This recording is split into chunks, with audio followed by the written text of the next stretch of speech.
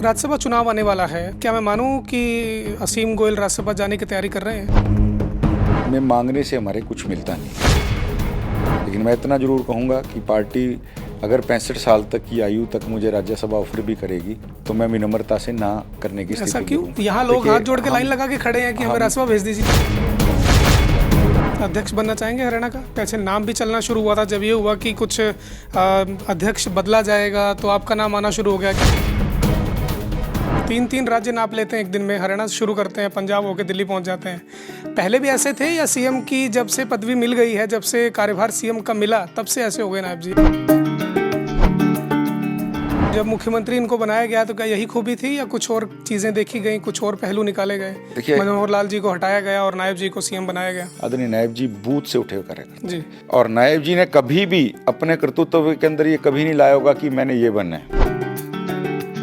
तो जिस तरह से उनकी सक्रियता पंजाब में भी बढ़ रही है, तो आपको लगता है कि पंजाब में भी उनके चेहरे को आगे करके भारतीय जनता पार्टी आगे बढ़ रही है? नरेंद्र मोदी जी के सिपाही बनके पंजाब के अंदर भी वो गुड गवर्नेंस की झलक आनी चाहिए। इस नाते नायब जी पंजाब के अंदर आ जा रहे हैं। उस नाते नायब जी को जब चुना गया और उनकी जो सहजता है, सरलता है, जो स्पष्टता है, आप उनके जीवन के कभी दो पहलू नहीं देखेंगे। मेरे हारने के बाद ही हमने IIT में आप IMT भी ले आए? IMT का भी मैं निश्चित रूप से क्रेडिट आदरणीय नायब सिंह सैनी जी को दूंगा। आप परिवहन मंत्री रहे, अम्बाला से हैं और परिवहन मंत्रालय अभी भी अम्बाला में ही है, अनिल विज जी के पास है। कितना बदलाव आप देख पा रहे हैं? आपको लगता है कि आपको कम समय मिला? 60 दिन वर्किंग मिले। देखिए, हम बाल-हट, छोटे को अधिकार होता है कि थोड़ा जिद से अपनी बात रख सके, तो हमने हट अगर की भी है तो वी साहब ने क्षमावान होकर हमारी बात को माना भी है, उसको आगे भी बढ़ाया। कभी आप उनकी बात को आगे लेके गए हैं शिकायत के तौर पर? नहीं, कि देखिए सीएम साहब ये मेरी सुन नहीं रहे। पड़ोसी राज्य में भी चुनाव आ रहा है, पंजाब में अगले साल। मैं अगर सुधीर जी आपको कहूँ कि पंजाब की बात करें तो क्या पंजाबी में बात कर लें? हाँ, मैं कंफर्टेबल हूँ। आप कंफर्टेबल हैं? फिर राहुल गांधी कहते हैं तुसी इलेक्शन चोरी कर लेंदे हो तो फिर इदां ते तुसी सारी जिंदगी बहे रहोगे। बिहार वाला ने दसता कि वोट चोरी किद्दां हुंदी है, गल करन नाल वोट चोरी नहीं। लोग कह रहे ने रंगला पंजाब नूं आम आदमी पार्टी ने कंगला पंजाब बना दिता। दिल्लियों अपना लुट पिट के सुल्तान जी उरे आगे बह गए नहीं। हरियाणा छोटे भाई से विकास के मामले में पंजाब के बड़े भाई की भूमिका में आ रहा है। नमस्कार, मैं हूं सुधीर पांडे और आप देख रहे हैं पंजाब केसरी टीवी। भारतीय जनता पार्टी हरियाणा में 11 साल पूरे कर चुकी है, सरकार चल रही है, केंद्र में भी 11 साल पूरे हो चुके हैं। 2026 में हम प्रवेश कर गए हैं और सरकार के काम किस तरह चल रहे हैं उस पर बातचीत करने के लिए हमारे साथ मौजूद हैं हरियाणा के पूर्व मंत्री और अम्बाला से विधायक रहे असीम गोयल जी। गोयल साहब, बहुत बहुत स्वागत है आपका। जी नमस्कार। सर, सबसे पहले मैं हरियाणा पर आऊँगा। आप उसी ज़िले से हैं जहां आपने एक साथ काम किया मुख्यमंत्री नायब सैनी के साथ। वो राज्य मंत्री हुआ करते थे और आप तो विधायक हुआ करते थे। किस तरह से देख रहे हैं और नायब सैनी किस तरह से काम कर रहे हैं? आपको क्या सेटिस्फाई हैं आप और आपके शहर की जनता? देखिए सुधीर जी, जिस तरह आपने कहा 11 साल पूरे हुए हैं हरियाणा को बने, जिस तरह आज की डेट में 60 साल हो गए हैं और इन 11 सालों को बनाम अगर हम देखें 49 साल, और नायब जी की जो पारी हुई है लगभग 1.25 साल की।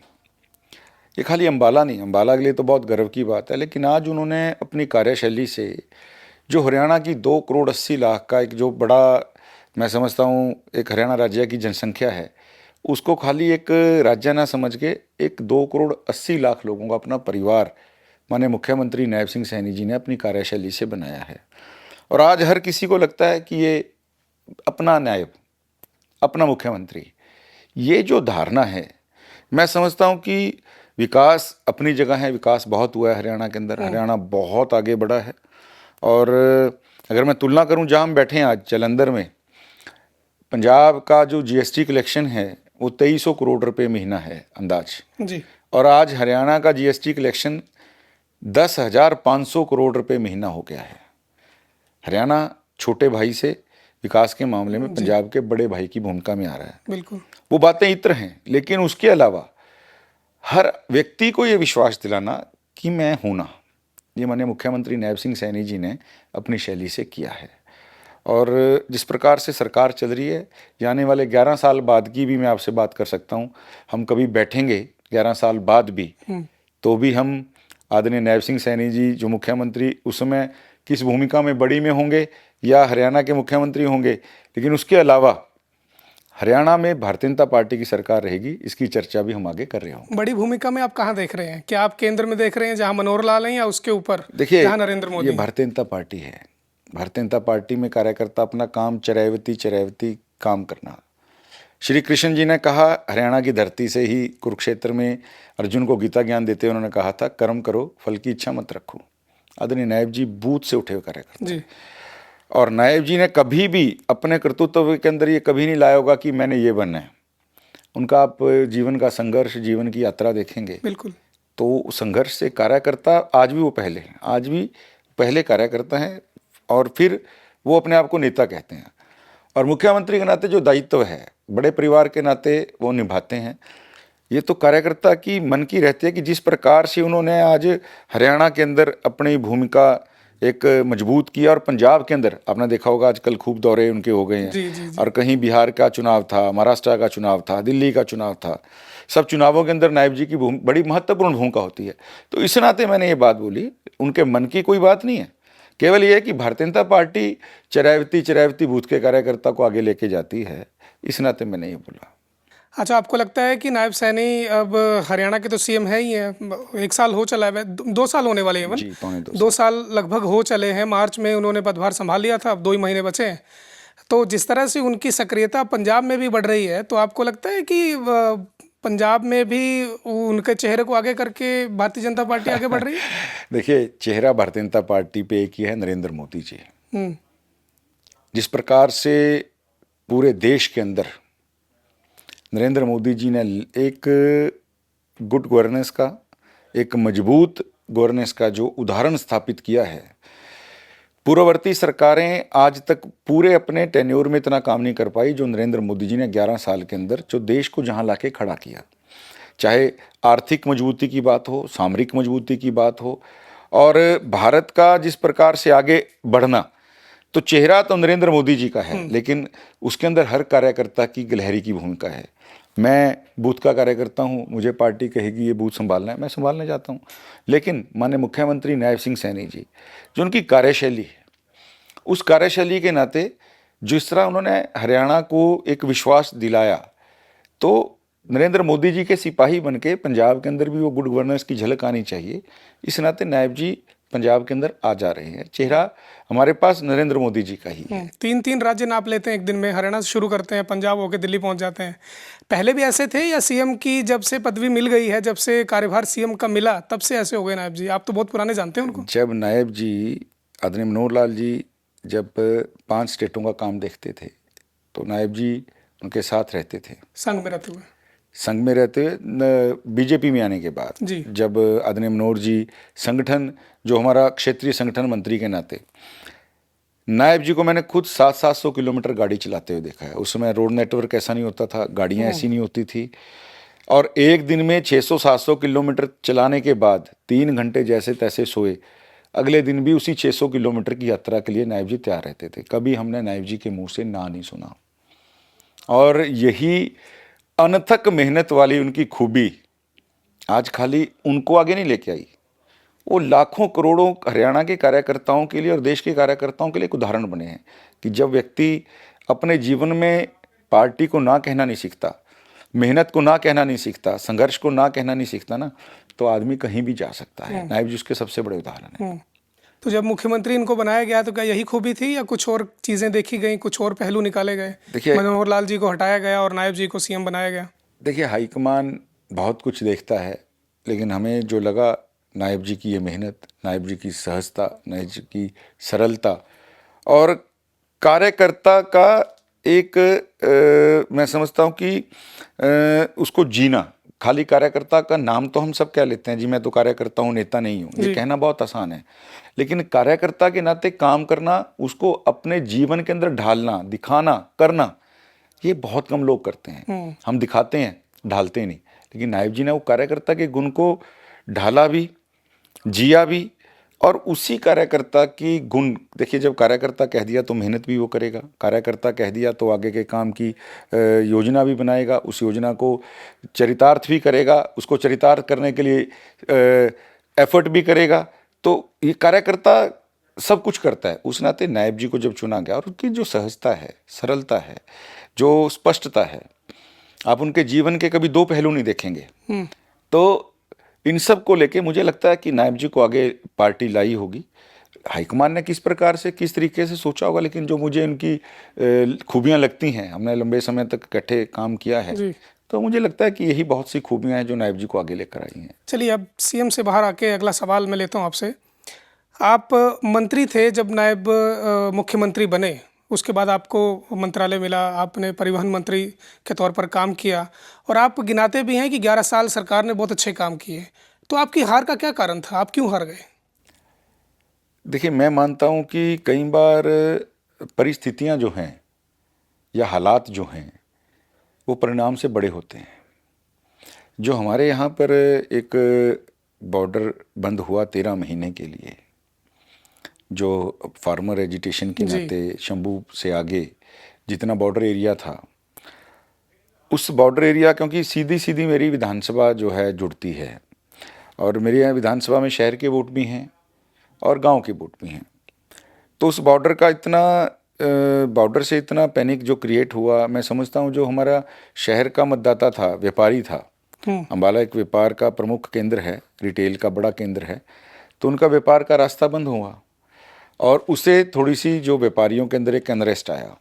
और मेरा मानना है जी, ग्रामीण अंचल के अंदर हमारे जमींदार भाई, किसान भाई थे, किसान आंदोलन चल रहा था, तो एक नेचुरल थोड़ा सा खिलाफत होती है। और मुझे लगता है कि कुछ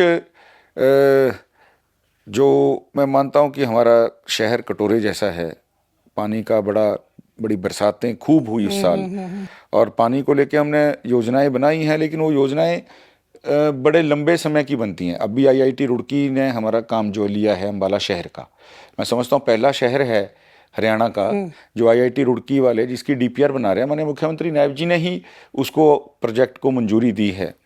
उसके बाद अम्बाला की इसमें आपकी भूमिका भी रही है कुछ? हाँ जी, हमने निवेदन किया और हमारे प्रारूप बना के दिया कुछ, प्रारूप के ऊपर माननीय मुख्यमंत्री जी ने मोहर लगाई है। तो आगे आईआईटी वाले हमें 10 महीने में अपनी डीपीआर और सारा सबमिट करेंगे। उस प्रोजेक्ट को ज़मीन पे उतरने में बेशक 2-3 साल लगेंगे, लेकिन मैं मानता हूं कि जल निस्तारण के नाते इससे बड़ा प्रोजेक्ट आज तक हरियाणा में नहीं बना होगा। तो उसका कुछ नेगेटिविटी, उसका जो गुस्सा था, नेचुरली वो परिणाम के ऊपर, जैसे मैंने कहा, परिस्थितियाँ भारी पड़ी तो मुझे हार का सामना करना पड़ा। कितना नाखुश हैं अपनी हार से? देखिए, आज मैं समझता हूँ सरकार हमारी है, हमारे माननीय मुख्यमंत्री जी हैं, उन्होंने कभी भेदभाव ही नहीं किया कि हरियाणा के इस हल्के को मैंने ज़्यादा संभालना है और इस ज़िले को ज़्यादा संभालना है। 90 हल्के हैं, 48 हमारे विधायक हैं, 42 आ रहे हैं, लेकिन मैं नहीं समझता कि कहीं 48 वाले ये कह सकते हैं कि हम 42 वालों से ज़्यादा काम करा रहे हैं। तो नायब जी ने किसी को भी मायूस होने का मौका नहीं दिया। जो हार गए हैं आज भी उतने बढ़िया काम, जैसे मैंने कहा कि मेरा जल निस्तारण वाला बड़ा काम मेरे हारने के बाद ही हमने आईआईटी में उसको, आप आईएमटी भी ले आए। आईएमटी का भी मैं निश्चित रूप से क्रेडिट आदरणीय नायब सिंह सैनी जी को दूंगा। माननीय मनोहर लाल जी के समय जब वो मुख्यमंत्री थे, इस आईएमटी को हमने मंजूर करवाया था, लेकिन बड़ा लंबा समय उसमें 5 साल का संघर्ष रहा और अंततः 10 हमारी आईएमटियाँ बननी हैं हरियाणा में। जो हमारे सरकार का हमारा संकल्प पत्र था, उसके अंदर घोषणा पत्र में भी हमारा यही था, जिसको हम संकल्प पत्र बोलते हैं जी। पहली आईएमटी इस 11 साल की, और एक नए प्रोसेस के साथ। आदरणीय मनोहर जी ने एक बहुत बढ़िया, उन्होंने कहा था मैं किसानों से ज़बरदस्ती भूमि अधिग्रहण नहीं करूँगा। ई भूमि पोर्टल माननीय मनोहर जी जो है लेकर आए, अपने मुख्यमंत्री रहते उन्होंने बड़े सुधार के काम किए, और उस ई भूमि पोर्टल के ऊपर किसान साथियों की रजामंदी से ज़मीन लेना, आप समझ सकते हैं। लेकिन माननीय नायब जी ने, मैं समझता हूँ, असंभव को संभव कर दिखाया, और आज मुझे गर्व भी महसूस होता है और मुझे गौरव भी मिला है। मैं समझता हूँ कि पहली जो आईएमटी अम्बाला की दशा और दिशा बदलने का एक बहुत बड़ा काम आदरणीय नायब जी के हाथों ये हुआ है। पहली हरियाणा की इन 11 सालों की इंडस्ट्रियल मॉडल टाउनशिप जो है अम्बाला शहर में जो स्थापित होने जा रहा है, उसका प्रोसेस हो गया है शुरू। किसान भाइयों से हमारी रजिस्ट्री की बातें चल रही हैं, सारा कुछ फाइनल रेट्स वगैरह सब तय होके सारी फाइनल उसको अप्रूवल मिल चुकी है, और बड़ी जल्दी वो आईएमटी धरातल। निर्माण कब तक शुरू हो जाएगा? अभी रजिस्ट्री का प्रोसेस शुरू हुआ है। मुझे लगता है 2-3 महीने में रजिस्ट्रीज कंप्लीट होके तो सरकार किस प्रकार का क्लस्टर यहाँ लाना चाहती है। और मैं तो उससे आगे की भी आदरणीय सीएम साहब का विजन देख रहा हूँ। अभी प्री बजट की मीटिंग्स थी उनकी, उन्होंने व्यापारियों के आगे रखा कि हमारी आईएमटी अम्बाला में आने वाली है, तो आप किस प्रकार का व्यापार यहाँ करना चाहते हैं, वी आर ओपन, आप आइए। तो आदरणीय नायब जी तो उसके लिए पहले से ही मतलब बढ़ के लगे हुए हैं। उद्घाटन कर लेंगे आईएमटी का? हाँ बिल्कुल साहब, मैंने बताया 3 महीने बाद हमारी रजिस्ट्री की प्रोसेस कंप्लीट हो जाएगी। कंप्लीट हो जाएगा 4 साल में इमारत को, और अंदर सारा काम धंधा सब कुछ शुरू हो जाएगा। वो सब बनाना, जिन कंपनीज को प्लॉट्स या बिल्डिंग ये प्लॉट्स अलॉट होंगे, वो बिल्डिंग बनाना तो उन सब कंपनीज को है। हमने तो इसका प्रारूप बना के कि कौन सा क्लस्टर यहाँ आएगा वो सरकार का काम है। और मुझे लगता है आदरणीय नायब जी 1 साल के अंदर ही उस प्रारूप को बनाकर अमली जामा पहना देंगे। आप परिवहन मंत्री रहे, अम्बाला से हैं, और परिवहन मंत्रालय अभी भी अम्बाला में ही है, अनिल विज जी के पास है। कितना बदलाव आप देख पा रहे हैं? आपको लगता है कि आपको कम समय मिला, मात्र 6 महीने आप मंत्री के तौर पर काम कर पाए थे, वो काम आगे अनिल विज जी बढ़ा रहे हैं, उसको अच्छे से कर रहे हैं? कैसे देखते हैं आप अनिल विज के काम को? देखिए, अनिल विज जी बहुत ही वरिष्ठ पार्टी के नेता हैं, और पार्टी के वरिष्ठ नेता होने के अलावा उनका जो प्रशासनिक अनुभव है, जो उनकी अपनी 7 बार के विधायक हो गए हैं, जो उनका विधायिका का अनुभव है, वो अपने आप में सीखने जैसा है। और जिस जुनून जिद के साथ वो एक लक्ष्य तय करके काम करते हैं। देखिए, मुझे 60 दिन वर्किंग मिले, कहने को हमारे 5 महीने थे, लेकिन पहले आचार संहिता हमारी लोकसभा की आ गई, फिर हमारी आचार संहिता जल्दी विधानसभा की लग गई, तो 60 दिन वर्किंग मिले। उन 60 दिनों में मुझसे जो हो पाया, हमने कई योजनाएं धरातल पर, और मुझे खुशी है कि हमने सारे बस स्टैंड्स के रिपेयर को 3 कैटेगरी में बांट के उस प्रोसेस को आगे बढ़ाया, और उसके बाद मंजूरी मिली उन सबको कि किस तरह से बिल्कुल ऐसे बस स्टैंड जो डेमोलिश करके बनाने हैं, कुछ ऐसे बस स्टैंड जो 1 करोड़ रुपए तक रिपेयर हो जाएंगे, कुछ ऐसे बस स्टैंड जो सिर्फ 25 लाख रुपए के अंदर ही रिपेयर हो जाएंगे, उनके शौचालय अच्छे हों। ये योजनाएं हमने बनाई थी, उनके ऊपर काम बढ़ रहा है। गुरुग्राम का और पीपली का जो बस स्टैंड है, वो हमने PPP मोड के ऊपर उनके मॉडल्स तक फाइनल कर दिए थे। मैं समझता हूँ 60 दिन में जो हम काम कर पाए, वो मैं अपने आप को बड़ा संतोषजनक, मैं ये नहीं समझता कि देखिए मेरा काम का आकलन तो जनता करेगी, लेकिन 60 दिन का काम जनता के आगे कभी जाता नहीं है, क्योंकि ब्यूरोक्रेसी है, उन फाइलों से उसको ज़मीन तक उतारना बहुत समय चाहिए होता है। लेकिन मैं समझता हूँ, हमने जो बसों की परचेज़ का पहला, मैंने अपने समय में हमने लगभग 150 बसें खरीदी और आगे 500 बसों की फाइल को चलाया, जो अब सरकार ने खरीदी हैं। तो ये 60 दिन के अंदर 150 बसें खरीदना और उन अगली 500 की फाइल को चलाना, तो और आगे अनिल विज साहब का विज़न बहुत ब्रॉड है, बहुत बड़ा है। वो लगातार एक मजबूती के साथ इस परिवहन मंत्रालय को आगे बढ़ा रहे हैं। उनके पास निश्चित रूप से और भी मंत्रालयों का प्रभार है, उनको भी बहुत आगे वो बढ़ा रहे हैं। लेकिन ये बात आपकी ठीक है, सबसे बड़ा तो देखिए काम था अम्बाला छावनी में, और छावनी से शहर तक एक लोकल बस जो चलती थी। जब हम गाँव से पढ़ने आते थे, तो हम उसी लोकल बस में अपने बस स्टैंड से स्कूल तक जाते थे, तो वो बिल्कुल लुप्त हो गई थी। तो हमने उसके लिए प्रयास किए, लेकिन आदरणीय अनिल विज जी ने उसको धरती पे उतारा है, और वो लोकल बस सर्विस जो है अम्बाला में द्वारा सिटी से कैंट की शुरू हुई है, और आगे रूट्स के ऊपर भी शुरू हो गई। तो बड़े अच्छे काम जो है आदरणीय विज साहब कर रहे हैं। बातचीत होती है आपकी अनिल विज साहब से? जी बिल्कुल होती है। नाराज़गी थी, वो दूर हो गई है? नहीं, हमारी क्या नाराज़गी है। देखिए, पार्टी में काम करते करते कुछ मुद्दों के ऊपर आपका मतभेद हो सकता है, लेकिन भारतीय जनता पार्टी में कभी मनभेद नहीं रहता। और विज साहब हमारे बड़े हैं, उनका अधिकार है, मेरा कान भी खींच सकते हैं, उनका अधिकार है मुझे कान पकड़ के बिठा भी सकते हैं, बड़े भाई के नाते, और हमेशा उन्होंने हमें गाइड ही किया है। कभी असहज हुए उनके सामने किसी बात को लेकर? देखिए, हम बालहट, छोटे को अधिकार होता है कि थोड़ा जिद से अपनी बात रख सके, छोटे को अधिकार भी होता है कि थोड़ा हट भी कर सके बड़े के आगे। छोटे को हठी इसलिए बोला जाता है, और बड़े को क्षमावान इसलिए बोला जाता है। तो हमने हट अगर की भी है, तो विज साहब ने क्षमावान होकर हमारी बात को माना भी है, उसको आगे भी बढ़ाया है। कभी आप उनकी बात को आगे लेके गए शिकायत के तौर पर? नहीं, कि देखिए सीएम साहब ये मेरी सुन नहीं रहे? ऐसा मतलब ही नहीं है, ऐसा विज साहब ने कभी मौका भी नहीं दिया। और जैसे मैंने कहा कि विज साहब कोई आज के नेता नहीं है, उनसे तो हम सब लोग सीखते हैं। बिल्कुल, ऐसा कभी मौका नहीं आया। लंबा तजुर्बा है अनिल विज साहब के साथ। अच्छा, सुभाष पार्क बन के तैयार है, उद्घाटन के लिए लटका हुआ है, क्या कारण है? क्यों केंद्र से हरी झंडी नहीं मिल पा रही है? प्रधानमंत्री जी का प्रोग्राम बनना है, लेकिन बन नहीं पा रहा है। सुभाष पार्क नहीं, शहीदी स्मारक की बात। शहीदी स्मारक, हाँ।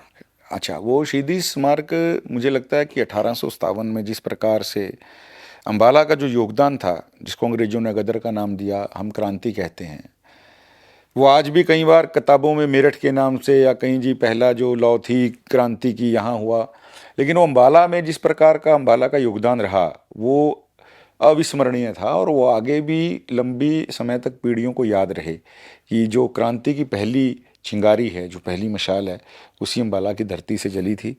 उसको लेके वी साहब का एक ड्रीम प्रोजेक्ट था कि एक यादगार बने, और वो यादगार बड़े, मैं समझता हूँ बहुत भव्य तरीके से इंडिया में अपनी तरह का पहला वो जो है एक तरह का स्मारक बन रहा है। उसके अंदर अभी कुछ शायद जहाँ तक मेरी जानकारी है तकनीकी जो उनका आखिरी फिल्मिंग का काम है या जो मैं समझता हूँ कि थिएट्रिकल जो काम है शायद वो कुछ बचा हुआ है, उसको फिनिशिंग लास्ट फिनिशिंग पे चल रहा है। वो चर्चा ये भी थी कि पीएम से समय मांगा गया है लेकिन समय नहीं मिल रहा है ऊपर से। देखिए, मैं क्योंकि अब सरकार का सीधा सीधा हिस्सा नहीं हूँ तो मैं इस बारे में तो स्पष्ट रूप से कह नहीं पाऊंगा, लेकिन इतना जरूर है कि वो जब भी जनता को समर्पित होगा तो एक याद रखने वाली चीज़ पीढ़ियों तक वो रहेगी। अम्बाला में पानी निकासी की समस्या की आपने बात की, हर बार इस बार तो हमने पिछली बार देखा कि जब टांगरी से जल आया बहुत ज़्यादा था, अब की बार ऐसी समस्या ना आए। अभी बहुत समय है, जब सावन का मौसम शुरू होगा, जून जुलाई अगस्त में जब बारिशें होंगी, तो आपने बताया भी, जिक्र भी किया है कि आपने उसके लिए एक प्रारूप बना रखा है, तो उसमें लंबा समय लगेगा। क्या कुछ और प्रोजेक्ट की फौरी तौर पर राहत मिले लोगों को आने वाले समय पर? इसको लेकर कितना सीरियस है आप और आपकी सरकार? देखिए, हमने जिस तरह अम्बाला शहर की अगर मैं बात करूं, हमने टीपीएस जो है लगभग 6 बना दिए हैं, आगे काम चल रहा है। और हमने जो डिस्पोजल हमारे जो बड़े डिस्पोजल्स बनते हैं उसको भी हमने कम से कम 6 को बनाया है, उनकी कैपेसिटी को डबल ट्रिपल किया है। और शहर के पानी को किस प्रकार से हम मैनेज कर पाएँ उसके लिए प्रयास है, क्योंकि अम्बाला में देखिए, अम्बाला जब मैं कहता हूँ घग्गर नदी के बिल्कुल किनारे पे है, दूसरी तरफ टांगरी है जी। अब घग्गर में, हिमाचल में, सोलन में, शिमला में जितनी भी बरसात पड़ रही है वो ग्रेविटी के लॉ से, by the law of gravity वो नीचे आएगा पानी, वो ऊपर नहीं रह सकता। नीचे आता है तो वो नीचे घग्गर के थ्रू आता है। घग्गर वो सारा जो पानी पंजाब का, इधर पटियाला का, लालड़ू का, सारा पानी उस घग्गर के नाते हमारे अम्बाला शहर को हिट करता है। उधर टांगरी है, कैंट के उधर भी मारकंडा से पानी, ऊपर से नाहन से, सिरमौर से, वो सारा पानी मारकंडे जो लोकल नदी है हरियाणा, इससे नारायणगढ़ से होती, सोम है, रुन है, उन सब का पानी कहीं ना कहीं टांगरी में आता है। और आप मान के चलें कि हरियाणा जो अम्बाला है वो हर तरफ से वाटर बॉडीज से अलग अलग से घिरा हुआ है। तो मैंने ये विधानसभा में जब मैं विधायक था सवाल उठाया था कि इनको अगर हम गहरा खोदें, जिस प्रकार से इसके नदियों की गहराई और चौड़ाई कैपेसिटी बढ़ाएंगे तो उसकी जो सिल्ट है, एक तो जो माइनिंग का सामान है वो सस्ता होगा और हमें सफाई के नाते गहराई ज़्यादा मिलेगी। तो उसके अंदर जैसे पाया गया, घग्गर जो है इंटरस्टेट रिवर है, हिमाचल से निकलती है, पंजाब से होते हुए हरियाणा, और एंड में वो राजस्थान जाके समाप्त होती है। तो वो मामला भी कोर्ट में विचाराधीन है। तो उसमें एक लोकल नदियों के ऊपर ऐसा ट्रायल हुआ है कि नदियों को हम खोद सकते हैं सिल्ट के नाते। तो आगे हमने भी कोर्ट के अंदर एक निवेदन जो है सरकार को किया कि कोर्ट में डालें कि जिस भी स्टेट का हिस्सा जितना घग्गर का गुजरता है तो उस हिस्से के ऊपर जो भी सामान निकलेगा वो स्टेट का राइट होगा। तो इस तरह की भी हम अपील जो है अपने स्टेट से डलवाने वाले हैं, ताकि आने वाले समय में अगर मानिए कोर्ट इसको डिसाइड कर देता है अभी जल्दी, तो हम आने वाले जो सावन के सीजन से पहले हैं, ताकि उसके सिल्टिंग का कुछ प्रबंध करके कुछ फौरी राहत जो है वो ले सकें। तो घग्गर के प्रदूषण को लेकर भी कुछ आप लोगों ने सीरियसनेस दिखाई है? देखिए, वो तो एनजीटी का इतना मैं समझता हूँ, लगातार जिस प्रकार से एनजीटी की सख्ती है और एनजीटी वाले लगातार रेड्स कर रहे हैं, चेकिंग्स कर रहे हैं, उसके ऊपर निश्चित रूप से काफ़ी फर्क पड़ा है। फतेहाबाद सिरसा बेल्ट में देखें तो खूब सारे कैंसर के केसेस हैं, लोकसभा में मुद्दा उठता है जी। क्योंकि आती अम्बाला के पीछे पंचकुला की तरफ से ही है। तो आप लोग कितना सीरियस हैं, सरकार कितना सीरियस है? आपने अभी देखा होगा, अभी पीछे सरकार ने रेवाड़ी के अंदर भी, क्योंकि बावल इंडस्ट्री एरिया पड़ता है जी, रेवाड़ी के अंदर भी, माननीय मुख्यमंत्री जी ने अभी जल शोधन के बड़े जो प्लांट्स हैं उनको मंजूरी दी है कि वो जो आर्सेनिक टाइप का जो ये कैंसर कॉजेज केमिकल्स हैं इनसे बचाव हो सके। और अभी सोनीपत के अंदर भी उस प्रकार की एक मंजूरी, क्योंकि फैक्ट्री एरिया है सोनीपत में, माननीय मुख्यमंत्री जी लगातार और इधर भी अम्बाला भी, यानी जहाँ जहाँ वाटर बॉडीज़ हैं, लगातार सरकार इसके लिए निरंतर ये काम कर रही है कि किस प्रकार से जो केमिकल युक्त पानी है वो लोगों के पीने के नाते किसी भी नाते काम नहीं आता, तो वो खेतों को भी नुकसान करता है, वो इंसानी शरीर को भी, पशुओं को भी, सबको नुकसान कर रहा है। तो इस नाते माननीय मुख्यमंत्री जी ने लगातार एक योजनाएं बनाई हैं कि इनके ऊपर हम किस प्रकार से चेक बैलेंस रख सकते हैं। जो जल शोधन प्लांट्स हैं या और तरीके हैं उनके ऊपर सरकार गंभीर है। राज्यसभा चुनाव आने वाला है, क्या मैं मानूं कि असीम गोयल राज्यसभा जाने की तैयारी कर रहे हैं या राज्यसभा में दिखेंगे हमें? देखिए, अगर भगवान ने चाहा 65 साल तक हम जिंदा रहे तो मैं उस समय ज़रूर पार्टी से निवेदन करूंगा। वैसे निवेदन मैंने समझा ना, जितना मेरा राजनीतिक आयु हो गई और जो पार्टी ने मुझे दिया है, और पार्टी में मांगने से हमारे कुछ मिलता नहीं है, लेकिन मैं इतना ज़रूर कहूँगा कि पार्टी अगर 65 साल तक की आयु तक मुझे राज्यसभा ऑफर भी करेगी तो मैं विनम्रता से ना करने की ऐसा स्थिति में क्यों? रहूँगा। यहाँ लोग देखिए, हाथ जोड़ के लाइन लगा के खड़े हैं कि हमें राज्यसभा भेज दीजिए। हम जंगी घोड़े हैं। अच्छा। अभी हमारे जो दौड़ने की ग्रीस कायम है। अच्छा। जब लगेगा कि ये ग्रीस समाप्त हो रही है तो निवेदन कर लेंगे। अभी पार्टी जहां भगाएगी भागेंगे। तो विधानसभा या लोकसभा आपके लिए क्या फेवरेबल रहता है? तो विधानसभा, तो अम्बाला शहर विधानसभा मेरा परिवार है, आप उसको आगे बढ़ाना। आज माननीय मुख्यमंत्री जी ने हमें मौका दिया IMT लाके अम्बाला को हम किस प्रकार से देश के नक्शे के ऊपर लाएं, तो ये हमारी जिम्मेवारी बनती है। अम्बाला में अभी जिस तरह मैंने जल निस्तारण वाली बात कही, आगे बड़े बड़े प्रोजेक्ट्स हैं उनके ऊपर हम काम कर रहे हैं। माननीय मुख्यमंत्री जी का आशीर्वाद है, तो मैं तो बिल्कुल अम्बाला शहर विधानसभा के अंदर ही, बाकी जो पार्टी ड्यूटी लगाए, हम तो कार्यकर्ता हैं साहब, और पार्टी जो ड्यूटी लगाएगी उसको करेंगे, लेकिन अपने मन के अंदर कभी इच्छा नहीं लोकसभा राज्यसभा ये करें। पार्टी ने ड्यूटी लगाई थी बिहार में, नितिन नबीन जी की सीट पे भी आपने खूब मेहनत की, खूब अम्बाला से बिहार, बिहार से अम्बाला खूब चक्कर लगाए, और अब नबीन जी राष्ट्रीय अध्यक्ष बन के बैठ गए हैं।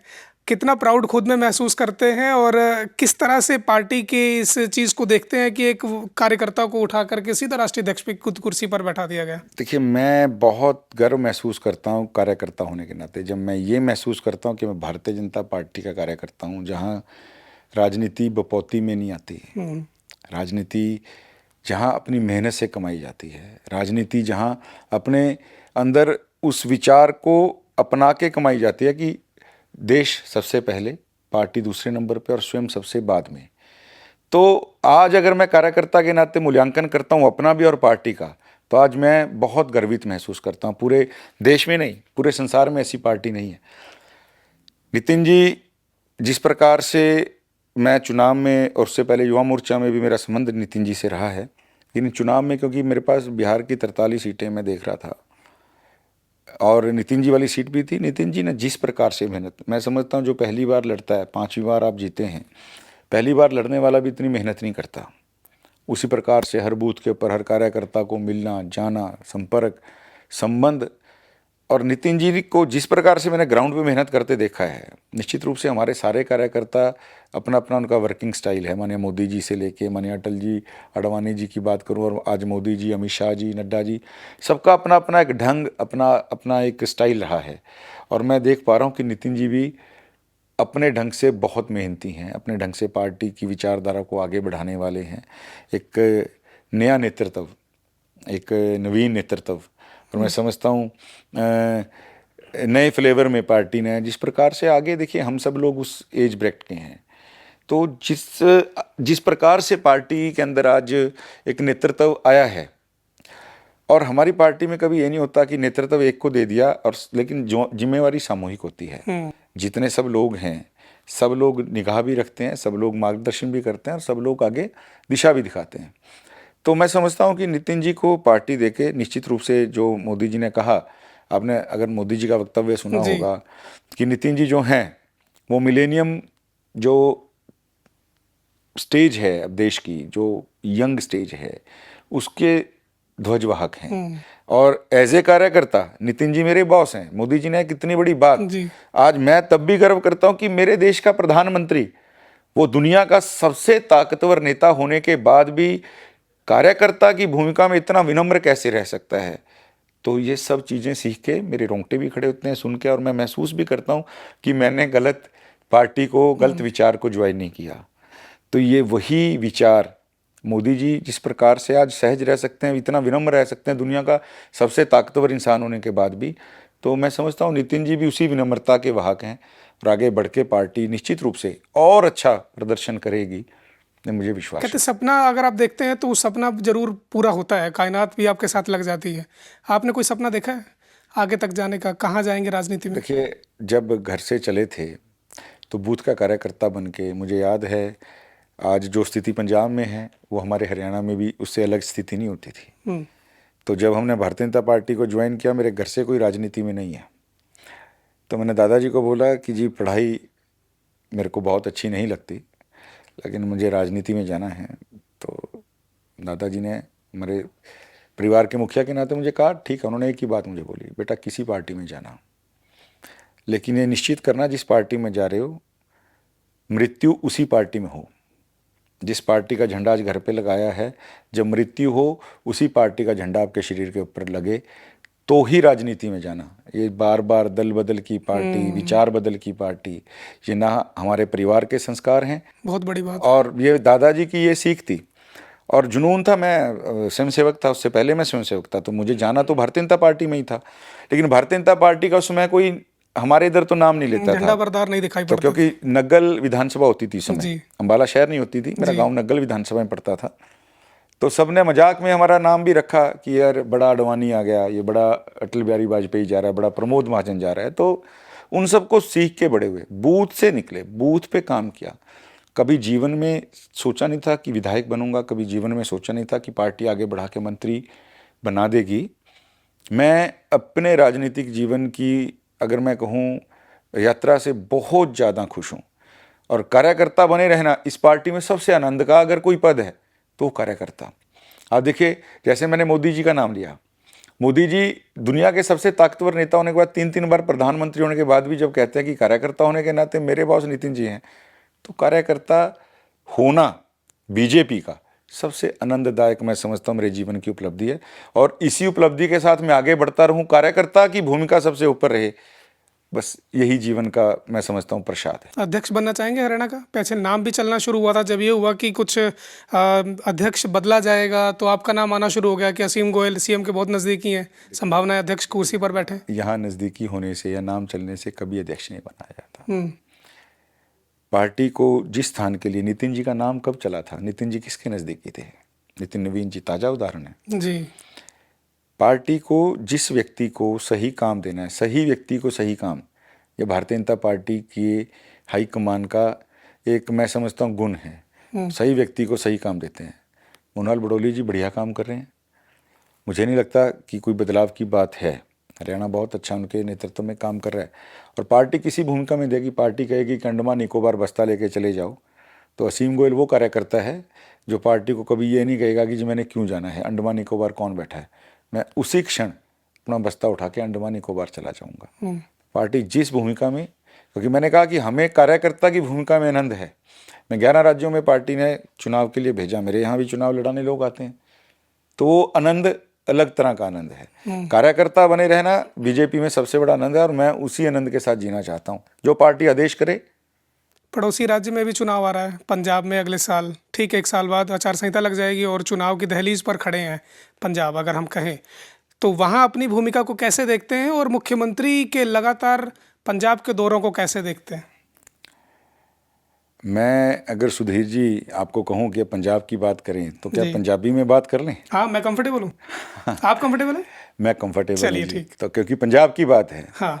देखो, जिथे तक सवाल साढ़े सीएम साहब की भूमिका का है, मैं समझदा कि सीएम साहब ने जो सहजता ਦਾ सरलता ਦਾ ਅੱਜ पंजाब ਨੂੰ ਕੀ ਲੋੜ ਹੈ, पंजाब ਨੂੰ ਆਪਣਾ ਪਰਿਵਾਰ ਸਮਝਣ ਵਾਲੇ ਰਾਜਨੀਤੀ ਦੀ ਜੀ ਔਰ ਰਾਜਨੀਤਿਕ ਦੀ ਲੋੜ ਹੈ। ਅਸੀਂ ਤੇ ਦੇਖਿਆ ਕਿ ਪੰਜਾਬ ਦੇ ਰਾਜਨੇਤਾ ਆਉਂਦੇ ਨੇ, ਸ਼ੂ ਸ਼ਾਂ ਕਰਦੀ ਗੱਡੀਆਂ ਆਉਂਦੀਆਂ ਨੇ, ਲਾਲ ਬੱਤੀਆਂ ਕੂੰ ਕੂੰ ਕੂੰ। ਇਹ ਪ੍ਰੋਟੋਕਾਲ ਹੋ ਸਕਦਾ ਹੈ, ਸਾਡੇ ਸੀਐਮ ਸਾਹਿਬ ਦੇ ਨਾਲ ਵੀ ਕਾਰਕੇਟ ਚੱਲਦਾ ਹੈ ਵੱਡਾ, ਲੇਕਿਨ ਸੀਐਮ ਸਾਹਿਬ ਦੇ ਉਹ ਕਾਰਕੇਟ ਦੀ ਕੂੰ ਕੂੰ ਕਦੇ ਚੜੀ ਨਹੀਂ। ਬਹੁਤ ਸਹਜਤਾ ਨਾਲ, ਸਰਲਤਾ ਨਾਲ, ਸਪਸ਼ਟਤਾ ਨਾਲ ਆਪਣਾ ਕੰਮ ਜੋ ਉਹਨਾਂ ਨੇ ਕੀਤਾ, ਔਰ ਜੋ ਯੋਜਨਾਵਾਂ ਉਹਨਾਂ ਕੇਂਦਰ ਦੀ ਯੋਜਨਾਵਾਂ ਜਿਹੜੀ ਉਹਨਾਂ ਨੇ ਧਰਾਤਲ 'ਤੇ ਤਾਰੀਆਂ ਨੇ, ਔਰ ਜਿਹੜੀ ਉਹਨਾਂ ਨੇ ਆਪਣੇ ਵੱਲੋਂ ਜੋ ਯੋਜਨਾਵਾਂ ਕੀਤੀਆਂ ਨੇ, ਮੈਂ ਸਮਝਦਾ ਦੇਖੋ ਆਪਾਂ ਪੰਜਾਬ ਮੰਨਦੇ ਹਾਂ ਕਿਸਾਨਾਂ ਦੀ ਧਰਤੀ ਹੈ, ਅੰਨਦਾਤਾਵਾਂ ਦੀ ਧਰਤੀ ਹੈ। ਲੇਕਿਨ ਕੱਲਾ ਹਰਿਆਣਾ ਇਹੋ ਜਿਹਾ ਸੂਬਾ ਹੈ ਪੂਰੇ ਦੇਸ਼ ਦੇ ਵਿੱਚ 24 ਫਸਲਾਂ ਤੇ MSP ਸਾਡੀ ਸਰਕਾਰ, ਨਾਇਬ ਜੀ ਦੀ ਸਰਕਾਰ ਦੇ ਰਹੀ ਹੈ। 24 ਫਸਲਾਂ ਤੇ ਕੋਈ ਸੂਬਾ ਨਹੀਂ ਪੂਰੇ ਦੇਸ਼ ਦੇ ਵਿੱਚ। ਉਰੇ ਪ੍ਰੋਮਿਸ ਕੀਤਾ ਜਾਂਦਾ ਹੈ ਕਿ ਮਾਤਾਵਾਂ ਭੈਣਾਂ ਦੇ ਖਾਤੇ 'ਚ 1000 ਰੁਪਇਆ ਆਊਗਾ ਜੀ। ਅੱਜ ਜਿਹੜੇ ਮਰਜ਼ੀ ਦਲ ਨੂੰ ਦੇਖੋ, ਜਿਹੜਾ ਉਰੇ ਦਾ ਸੱਤਾ ਦਲ ਹੈ ਉਹ ਕਹਿੰਦੇ ਅਸੀਂ ਦੇਵਾਂਗੇ, ਅਸੀਂ ਕਿਹੜਾ ਚੱਲੇ ਗਏ। ਜਿਹੜੇ ਵਿਪਕਸ਼ ਵਾਲੇ ਨੇ ਉਹ ਤੁਹਾਨੂੰ ਪਤਾ ਉਹ 12-5 ਕੁਛ ਹੀ ਕਹੀ ਜਾਂਦੇ ਨੇ। ਹਰੇਕ ਬੰਦੇ ਦੇ ਮਨ 'ਚ ਹੀ ਮੁੱਦਾ ਹੈ, ਲੇਕਿਨ ਅਸੀਂ ਤੇ ਕਿਹਾ ਬਾਅਦ 'ਚ ਦੇਤਾ ਪਹਿਲਾਂ। ਯਾਨੀ ਸਰਕਾਰ ਨੇ ਸੰਕਲਪ ਪੱਤਰ 'ਚ ਕਿਹਾ ਸੀ ਲਾਡੋ ਲਕਸ਼ਮੀ ਯੋਜਨਾ ਸਾਡੇ ਜਾਣਦੇ ਨੂੰ 4 ਮਹੀਨੇ ਹੋ ਗਏ ਜੀ। ਸਾਡੇ ਪੈਨਸ਼ਨ ਹੈ, ਲੇਕਿਨ ਤੁਸੀਂ ਕੈਪ ਬਹੁਤ ਲਗਾਤੀਆਂ ਨਾ ਉਹਦੇ ਵਿੱਚ। ਨਹੀਂ, ਕੈਪ ਨਹੀਂ, ਮੇਰੀ ਗੱਲ ਨਹੀਂ ਸਮਝੇ। ਅਸੀਂ ਕਦੇ ਇਹ ਥੋੜ੍ਹੀ ਕਿਹਾ ਸੀ ਕਿ ਸਾਰਿਆਂ ਨੂੰ ਦੇਵਾਂਗੇ। ਇਹ ਵਿਪਕਸ਼ ਦਾ ਦੁਸ਼ਪ੍ਰਚਾਰ ਹੈ। ਜਿਨ੍ਹਾਂ ਨੇ ਕਦੇ ਕੁਛ ਕੀਤਾ ਨਹੀਂ, ਜਿਨ੍ਹਾਂ ਨੇ ਕਦੇ ਕੁਛ ਨਹੀਂ ਕੀਤਾ, ਉਹ ਜੇ ਉਹਨਾਂ ਨੂੰ ਲੱਗਦਾ ਇਸ ਕੋਈ ਸਕੀਮ ਲਾਗੂ ਨਾ ਹੋਵੇ, ਜੇ ਲਾਗੂ ਤੇ ਉਹਦੇ ਵਿੱਚ ਕੰਡੀਸ਼ਨ ਅਪਲਾਈ ਨਹੀਂ ਲਿਖਿਆ ਨਾ। ਨਹੀਂ, ਮੈਂ ਦੱਸਦਾ ਸਰਕਾਰ ਨੇ ਅੱਜ ਸ਼ੁਰੂਆਤ ਕੀਤੀ ਹੈ। ਹਾਂਜੀ, ਗੱਡੀ ਪਹਿਲੇ ਗੇਅਰ 'ਚ ਜਦ ਗੱਡੀ ਤੁਸੀਂ ਸਟਾਰਟ ਕਰਦੇ ਹੋ ਸਿੱਧਾ 5ਵਾਂ ਗੇਅਰ ਲਾਉਂਦੇ ਹੋ, ਪਹਿਲਾਂ ਲਾਉਂਦੇ ਹੋ, ਫਿਰ ਦੂਜਾ ਲਾਉਂਦੇ ਹੋ, ਫਿਰ ਤੀਜਾ, ਫਿਰ ਚੌਥਾ, ਫਿਰ 5ਵਾਂ। ਸਮੂਥਨੈਸ ਤਾਂ ਹੀ ਬਣਦੀ ਹੈ ਗੱਡੀ ਦੀ। ਹੁਣ ਸਰਕਾਰ ਨੇ ਇਹ ਯੋਜਨਾ ਸ਼ੁਰੂ ਕੀਤੀ ਹੈ। ਇਸ ਯੋਜਨਾ 'ਚ ਕੋਈ ਫਰਜ਼ੀ ਨਾ ਬੰਦਾ ਆ ਜਾਵੇ। ਕੋਈ ਦੇਖੀਏ, ਹਰ ਬੰਦਾ ਮੈਂ ਸਮਝਦਾ ਜ਼ਰੂਰਤਮੰਦ ਨਹੀਂ ਅਤੇ ਹਰ ਬੰਦੇ ਨੂੰ ਲੋੜ ਵੀ ਨਹੀਂ, ਲੇਕਿਨ ਲੋੜਵੰਦ ਕੋਈ ਬੰਦਾ ਵੀ ਇਸ ਯੋਜਨਾ ਤੋਂ ਵਾਂਝਾ ਨਾ ਰਹੇ। ਇਹ ਸਾਡੀ ਸਰਕਾਰ ਦਾ ਪਹਿਲਾ ਜਿਹੜਾ ਮੋਟਿਵ ਹੈ। ਔਰ ਮੈਨੂੰ ਲੱਗਦਾ ਅਸੀਂ ਪਹਿਲੇ ਗੇਅਰ ਤੋਂ ਦੂਜਾ, ਦੂਜੇ ਤੋਂ ਤੀਜਾ, ਟਾਪ ਵੀ ਲੱਗੂਗਾ। ਸੁਧੀਰ ਜੀ ਤੁਸੀਂ ਵੀ ਹੋ ਰਹੇ ਹੋ, 5 ਸਾਲ ਸਾਡੀ ਸਰਕਾਰ ਦੇ ਜੇ ਹੋਣਗੇ ਨਾ ਤੇ ਟੌਪ ਲੱਗਿਆ ਤੁਹਾਨੂੰ ਮਿਲੂਗਾ ਇਸ ਯੋਜਨਾ ਦਾ। ਅਗਲੇ ਇਲੈਕਸ਼ਨ ਨੂੰ 4 ਸਾਲ ਹੀ ਰਹਿ ਗਏ ਨੇ, ਚੌਥੇ ਗੇੜ ਤੱਕ ਨਾ ਮੁੱਕ ਜੇ ਕੰਮ। ਨਹੀਂ ਮੁੱਕਦਾ। ਨਾਇਬ ਜੀ ਨੇ, ਨਾਇਬ ਜੀ ਬਹੁਤ ਵਧੀਆ ਗੱਡੀ ਚਲਾਉਂਦੇ ਨੇ ਮਹਾਰਾਜ। ਰਿਵਰਸ ਗੇਅਰ ਤੇ ਉਹ ਜਿੱਦਾਂ ਮੈਂ ਤੁਹਾਨੂੰ ਕਿਹਾ, ਉਹ ਗੱਡੀ 700 ਕਿਲੋਮੀਟਰ ਬਿਨਾਂ ਥੱਕੇ, ਜਦ ਵਧੀਆ ਗੱਡੀਆਂ ਨਹੀਂ ਹੁੰਦੀ ਸੀ, ਰੋਡ ਨਹੀਂ ਹੁੰਦੇ ਸੀ, ਤਾਂ ਚਲਾਉਂਦੇ ਸੀ। ਤੇ ਸਰਕਾਰ ਦੀ ਗੱਡੀ ਵੀ ਨਾਇਬ ਜੀ ਬਹੁਤ ਵਧੀਆ ਚਲਾ ਰਹੇ ਨੇ। ਤੇ ਉਹ ਜਿਹੜੀ ਯੋਜਨਾਵਾਂ ਨੇ ਉਹ ਪੰਜਾਬ 'ਚ ਉਤਰਨ। ਪੈਨਸ਼ਨ ਨੇ, ਬੁਢਾਪਾ ਪੈਨਸ਼ਨ ਹੈ 3250 ਰੁਪਏ। ਹਰਿਆਣਾ ਆਪਣੇ ਆਪ 'ਚ ਇੰਡੀਆ 'ਚ ਸਭ ਤੋਂ ਜ਼ਿਆਦਾ ਪੈਨਸ਼ਨ ਦੇਣ ਵਾਲਾ ਸੂਬਾ ਹੈ। ਅਤੇ ਮੈਂ ਸਮਝਦਾ ਕਿ ਦੇਖੋ ਜਿਹੜਾ ਇਹ ਪੰਜਾਬ ਔਰ ਹਰਿਆਣੇ ਦਾ ਰਿਸ਼ਤਾ ਹੈ, ਇਹ ਨੌ ਅਤੇ ਮਾਸ ਵਾਲਾ ਰਿਸ਼ਤਾ ਹੈ। ਰਾਜਨੇਤਾਵਾਂ ਨੇ ਮੈਂ ਸਮਝਦਾ ਆਪਣੀ ਗੰਦੀ ਰਾਜਨੀਤੀ ਕਰਕੇ ਮੈਨੂੰ ਬਿਲਕੁਲ, ਮੈਂ ਦੇਖੋ ਹੁਣ ਮੁੱਦਾ ਆਊਗਾ SYL ਦਾ ਮੁੱਦਾ ਉੱਠ ਜਾਊਗਾ ਜੀ। ਹੁਣ ਮੁੱਦਾ ਆਊਗਾ ਅਤੇ ਹੁਣ ਸੀਮਾਵਾਂ ਨੂੰ ਚੰਡੀਗੜ੍ਹ ਨੂੰ ਲੈ ਕੇ ਮੁੱਦਾ ਉੱਠ ਜਾਊਗਾ। ਮੈਂ ਸਮਝਦਾ ਗੰਦੀ ਰਾਜਨੀਤੀ ਸਮਾਪਤ ਹੋਣੀ ਚਾਹੀਦੀ ਹੈ। ਮੈਂ ਬੇਸ਼ੱਕ ਇੱਕ ਦਲ ਨੂੰ ਬਿਲੋਂਗ ਕਰਦਾ, ਲੇਕਿਨ ਮੇਰੀ ਪਾਰਟੀ ਨੇ ਕਦੇ ਸਮਾਜ ਨੂੰ ਤੋੜਨਾ ਨਹੀਂ ਸਿਖਾਇਆ, ਸਮਾਜ ਨੂੰ ਜੋੜਨਾ ਸਿਖਾਇਆ। ਅਤੇ ਮੈਂ ਸਮਝਦਾ ਇਹ ਮੁੱਦੇ ਖਤਮ ਹੋਣੇ ਚਾਹੀਦੇ ਨੇ। ਇਹ ਕੁਛ ਇਹਨਾਂ ਦਾ ਹੱਲ ਨਿਕਲੇ, ਖਤਮ ਹੋਣੇ ਚਾਹੀਦੇ ਨੇ। ਕਿਸੇ ਅਸੀਂ ਆਪਸ 'ਚ ਭਰਾ, ਅਸੀਂ ਆਪਸ 'ਚ ਇੱਕ ਇਹੋ ਜਿਹੀ ਦੂਰੀ ਤਾਣ ਲਈ। ਲੇਕਿਨ ਹਰਿਆਣੇ ਦੀ ਨਹੀਂ, ਤੁਸੀਂ ਇਹ ਸਵਾਲ ਮੇਰਾ, ਤੁਸੀਂ ਕਹਿ ਰਹੇ ਹੋ ਕਿ ਅਸੀਂ ਚਾਹੁੰਦੇ ਕਿ ਖਤਮ ਹੋਵੇ। 10 ਸਾਲ ਤੁਸੀਂ ਰਾਜ ਕੀਤਾ ਅਕਾਲੀ ਦਲ ਦੇ ਨਾਲ, ਇਹ ਪੰਜਾਬ ਤੇ ਤੁਸੀਂ ਕੋਸ਼ਿਸ਼ ਨਹੀਂ ਕੀਤੀ। ਪੰਜਾਬ 'ਚ ਬਿਲਕੁਲ ਕੋਸ਼ਿਸ਼, ਮੈਂ ਉਹੀ ਕਹਿ ਰਿਹਾ ਨਾ, ਜਦ ਛੋਟੇ ਭਾਈ ਦੀ ਭੂਮਿਕਾ ਹੁੰਦੀ ਹੈ ਸਰਕਾਰ ਤੇ ਵੱਡੇ ਭਰਾ ਨੇ ਡਿਸੀਜਨ ਲੈਣਾ ਹੁੰਦਾ ਹੈ। ਔਰ ਜਿਹੜੀ ਮੈਂ ਤੇ ਤੁਹਾਨੂੰ ਗੱਲ ਕਹਿ ਰਿਹਾ ਕਿ ਜਿਹੜੇ ਆਪਣੇ ਵੱਲ ਨੂੰ ਅਸੀਂ ਖਿੱਚਾਂਗੇ ਵੀ ਜਿਹੜੀ ਪੰਜਾਬ ਦੀ ਸਰਕਾਰ ਸਿਰਫ ਪੰਜਾਬ ਦੀ ਗੱਲ ਕਰੂਗੀ, ਹਰਿਆਣੇ ਦੀ ਸਰਕਾਰ ਹਰਿਆਣੇ ਦੀ ਗੱਲ ਕਰੂਗੀ, ਚਾਹੇ ਇੱਕੋ ਪਾਰਟੀ ਦੀ ਸਰਕਾਰਾਂ ਨੇ। ਪੰਜਾਬ 'ਤੇ ਵੀ ਹੁੱਡਾ ਸਾਹਿਬ ਰਹੇ ਨੇ, ਉਰੇ ਅਮਰਿੰਦਰ ਸਿੰਘ ਜੀ ਸੀਗੇ, ਉੱਤੇ ਮਨਮੋਹਨ ਸਿੰਘ ਜੀ ਦੀ ਸਰਕਾਰ ਸੀ, ਕਿਉਂ ਨਹੀਂ ਹੋਇਆ? ਇਸੇ ਕਰਕੇ ਮੈਂ ਉਹੀ ਕਹਿਣ ਲੱਗਿਆ ਨਾ ਕਿ ਜਦ ਬੰਦਾ ਸਰਕਾਰ ਚਲਾਉਂਦਾ ਹੈ, ਮੈਂ ਤੇ ਖੁਦ ਕਹਿ ਰਿਹਾ, ਉਹਦੀ ਜਿਹੜੀ ਪ੍ਰਾਥਮਿਕਤਾਵਾਂ ਉਹ ਬਦਲ ਜਾਂਦੀਆਂ, ਨਹੀਂ ਬਦਲਣੀ ਚਾਹੀਦੀਆਂ, ਨਹੀਂ ਬਦਲਣੀ ਚਾਹੀਦੀਆਂ। ਇਹ ਤੇ ਮੁੱਦੇ ਨੇ ਇਹੋ ਜਿਹੇ, ਇਹ ਖਤਮ ਹੋਣੇ ਚਾਹੀਦੇ ਨੇ। ਲੋਕਾਂ ਦੇ ਵਿੱਚ ਭਾਈਚਾਰਾ ਕਾਇਮ ਰਹਿਣਾ ਚਾਹੀਦਾ। ਜਦ ਉਹ ਪੰਜਾਬ ਦੇ ਲੋਕ ਅੱਜ ਹਰਿਆਣੇ ਦੇ ਵਿਕਾਸ ਨੂੰ ਦੇਖਦੇ ਨੇ, ਹਰਿਆਣੇ ਦੀ ਯੋਜਨਾਵਾਂ ਨੂੰ ਦੇਖਦੇ ਨੇ, ਕਿਸਾਨ ਭਰਾਵਾਂ ਲਈ 24 ਫਸਲਾਂ ਦੇ MSP ਦੇਖਦੇ ਨੇ, ਮੰਡੀਆਂ 'ਚ ਕਿਸ ਪ੍ਰਕਾਰ ਦਾ ਉਹਨਾਂ ਦੇ ਝੋਨਾ ਤੇ ਕਣਕ ਚੁੱਕੀ ਜਾਂਦੀ ਹੈ ਉਹਨੂੰ ਦੇਖਦੇ ਨੇ। ਹਾੜੀ ਸੌਣੀ ਦੀ ਸੀਜ਼ਨ, ਅਸੀਂ ਅੰਨਦਾਤਾ ਕਹਿੰਦੇ ਹਾਂ, ਹਾੜੀ ਸੌਣੀ ਦੇ ਉੱਤੇ ਸਾਡੇ ਬਜਟ ਚੱਲਦਾ ਹੈ ਪੰਜਾਬ ਤੇ ਹਰਿਆਣੇ ਦਾ। ਜਦੋਂ ਦੇਖਦੇ ਨੇ ਹਾੜੀ ਤੇ ਸੌਣੀ ਪੰਜਾਬ 'ਚ ਹਰਿਆਣੇ 'ਚ ਇੰਨੀ ਵਧੀਆ ਵਿਕ ਰਹੀ ਹੈ ਅਤੇ ਉਰੇ ਕਿਸਾਨ ਸਾਥੀਆਂ ਨੂੰ ਸਾਨੂੰ ਮੰਡੀਆਂ 'ਚ ਤਕਲੀਫ ਹੁੰਦੀ ਹੈ।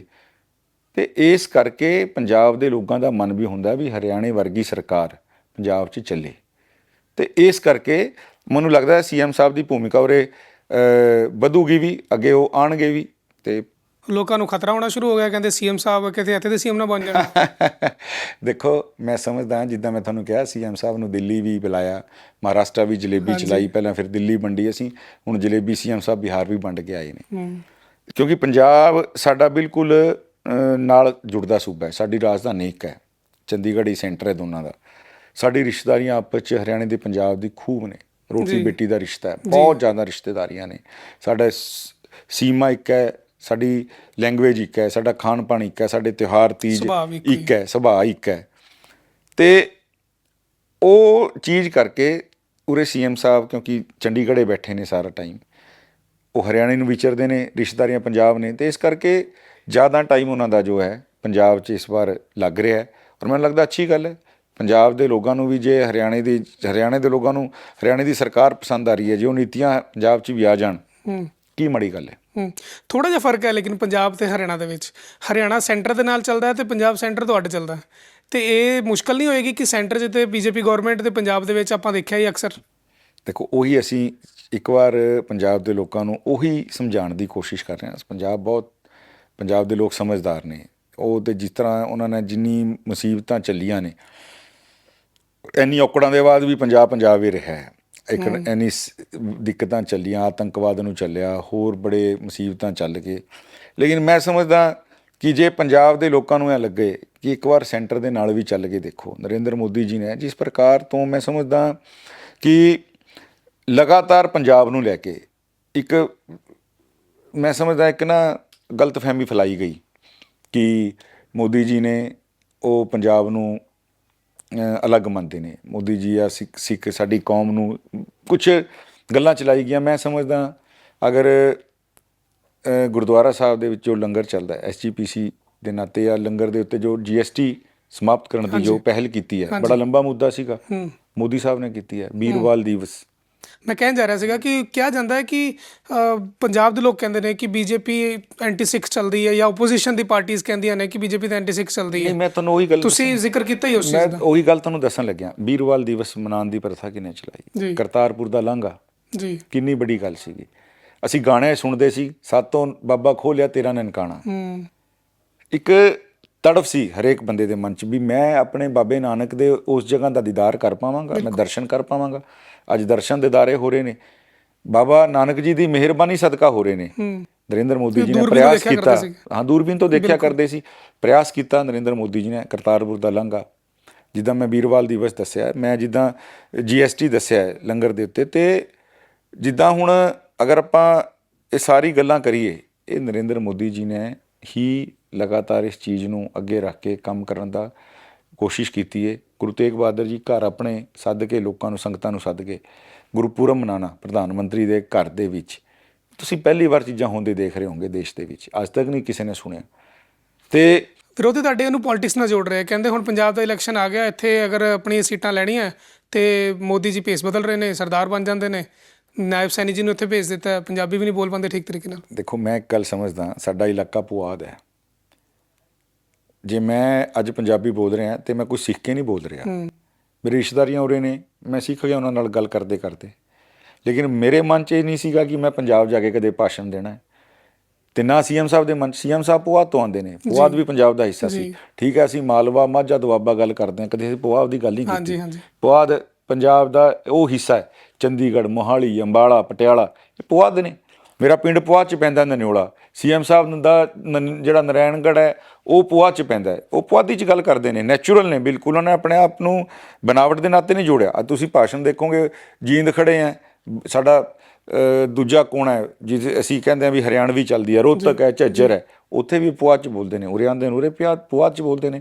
ਤੇ ਮੋਦੀ ਸਾਹਿਬ ਨੇ ਜਿਹੜਾ ਲਾਂਘਾ, ਉਹ ਅੱਜ ਥੋੜ੍ਹੀ ਇਲੈਕਸ਼ਨ ਤੇ ਸਾਲ ਬਾਅਦ ਹੈ। ਲਾਂਘੇ ਦੀ ਕਦੀ ਗੱਲ ਹੋ ਗਈ, ਕਿੰਨੇ ਸਾਲ ਹੋ ਗਏ ਉਸ ਲਾਂਘੇ ਦੀ ਗੱਲ ਨੂੰ? ਵੀਰਵਾਲ ਦਿਵਸ ਮਨਾਉਂਦੇ ਹੋਏ ਕਿੰਨੇ ਸਾਲ ਹੋ ਗਏ? ਜਿਹੜਾ ਉਹ GST ਹਟਾਇਆ ਉਹ ਕਿੰਨੇ ਸਾਲ ਹੋ ਗਏ?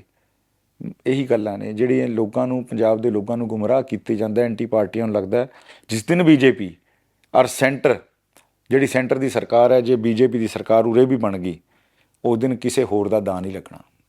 ਉਹ ਸਭ ਆਪਣੀ ਰਾਜਨੀਤਿਕ ਦੁਕਾਨਦਾਰੀ ਨੂੰ ਬਚਾਉਣ ਕਰਕੇ ਮੋਦੀ ਜੀ ਨੂੰ ਭੰਡਦੇ ਨੇ, BJP ਨੂੰ ਭੰਡਦੇ ਨੇ। ਕਿਉਂਕਿ ਸਾਰਿਆਂ ਨੂੰ ਪਤਾ ਹੈ ਜਿਹੜੀ ਸਟੇਟ BJP ਨੇ ਇੱਕ ਵਾਰ ਰੂਲ ਕਰ ਲਈ ਸੇਵਾ ਦੇ ਨਾਤੇ, ਔਰ ਸੈਂਟਰ ਦੀ ਸਰਕਾਰ ਦੇ ਆਸ਼ੀਰਵਾਦ ਤੋਂ ਕਰ ਲਈ। ਅੱਜ ਗੁਜਰਾਤ 'ਚ ਦੇਖ ਲਓ, ਦੂਜਾ ਪਾਇਆ ਕੋਈ। ਹਰਿਆਣਾ 3 ਵਾਰ ਹੋ ਗਿਆ ਲਗਾਤਾਰ, ਮੈਂ ਲਿਖ ਕੇ ਦੇ ਸਕਦਾ ਦੀਵਾਰ 'ਤੇ, ਅਗਲੇ 3 ਵਾਰ ਵੀ BJP ਹਰਿਆਣੇ ਤੋਂ ਨਹੀਂ ਜਾਂਦੀ। UP 2 ਵਾਰ ਹੋ ਗਿਆ, ਉੱਤਰਾਖੰਡ 2 ਵਾਰ ਹੋ ਗਿਆ, ਗੋਆ 2 ਵਾਰ ਹੋ ਗਿਆ, ਮੱਧ ਪ੍ਰਦੇਸ਼ 5 ਵਾਰ ਹੋ ਗਿਆ। ਰਾਹੁਲ ਗਾਂਧੀ ਕਹਿੰਦੇ ਨੇ ਤੁਸੀਂ ਇਲੈਕਸ਼ਨ ਚੋਰੀ ਕਰ ਲੈਂਦੇ ਹੋ, ਤੇ ਫਿਰ ਇੱਦਾਂ ਤਾਂ ਤੁਸੀਂ ਸਾਰੀ ਜ਼ਿੰਦਗੀ ਬਹਿ ਰਹੋਗੇ।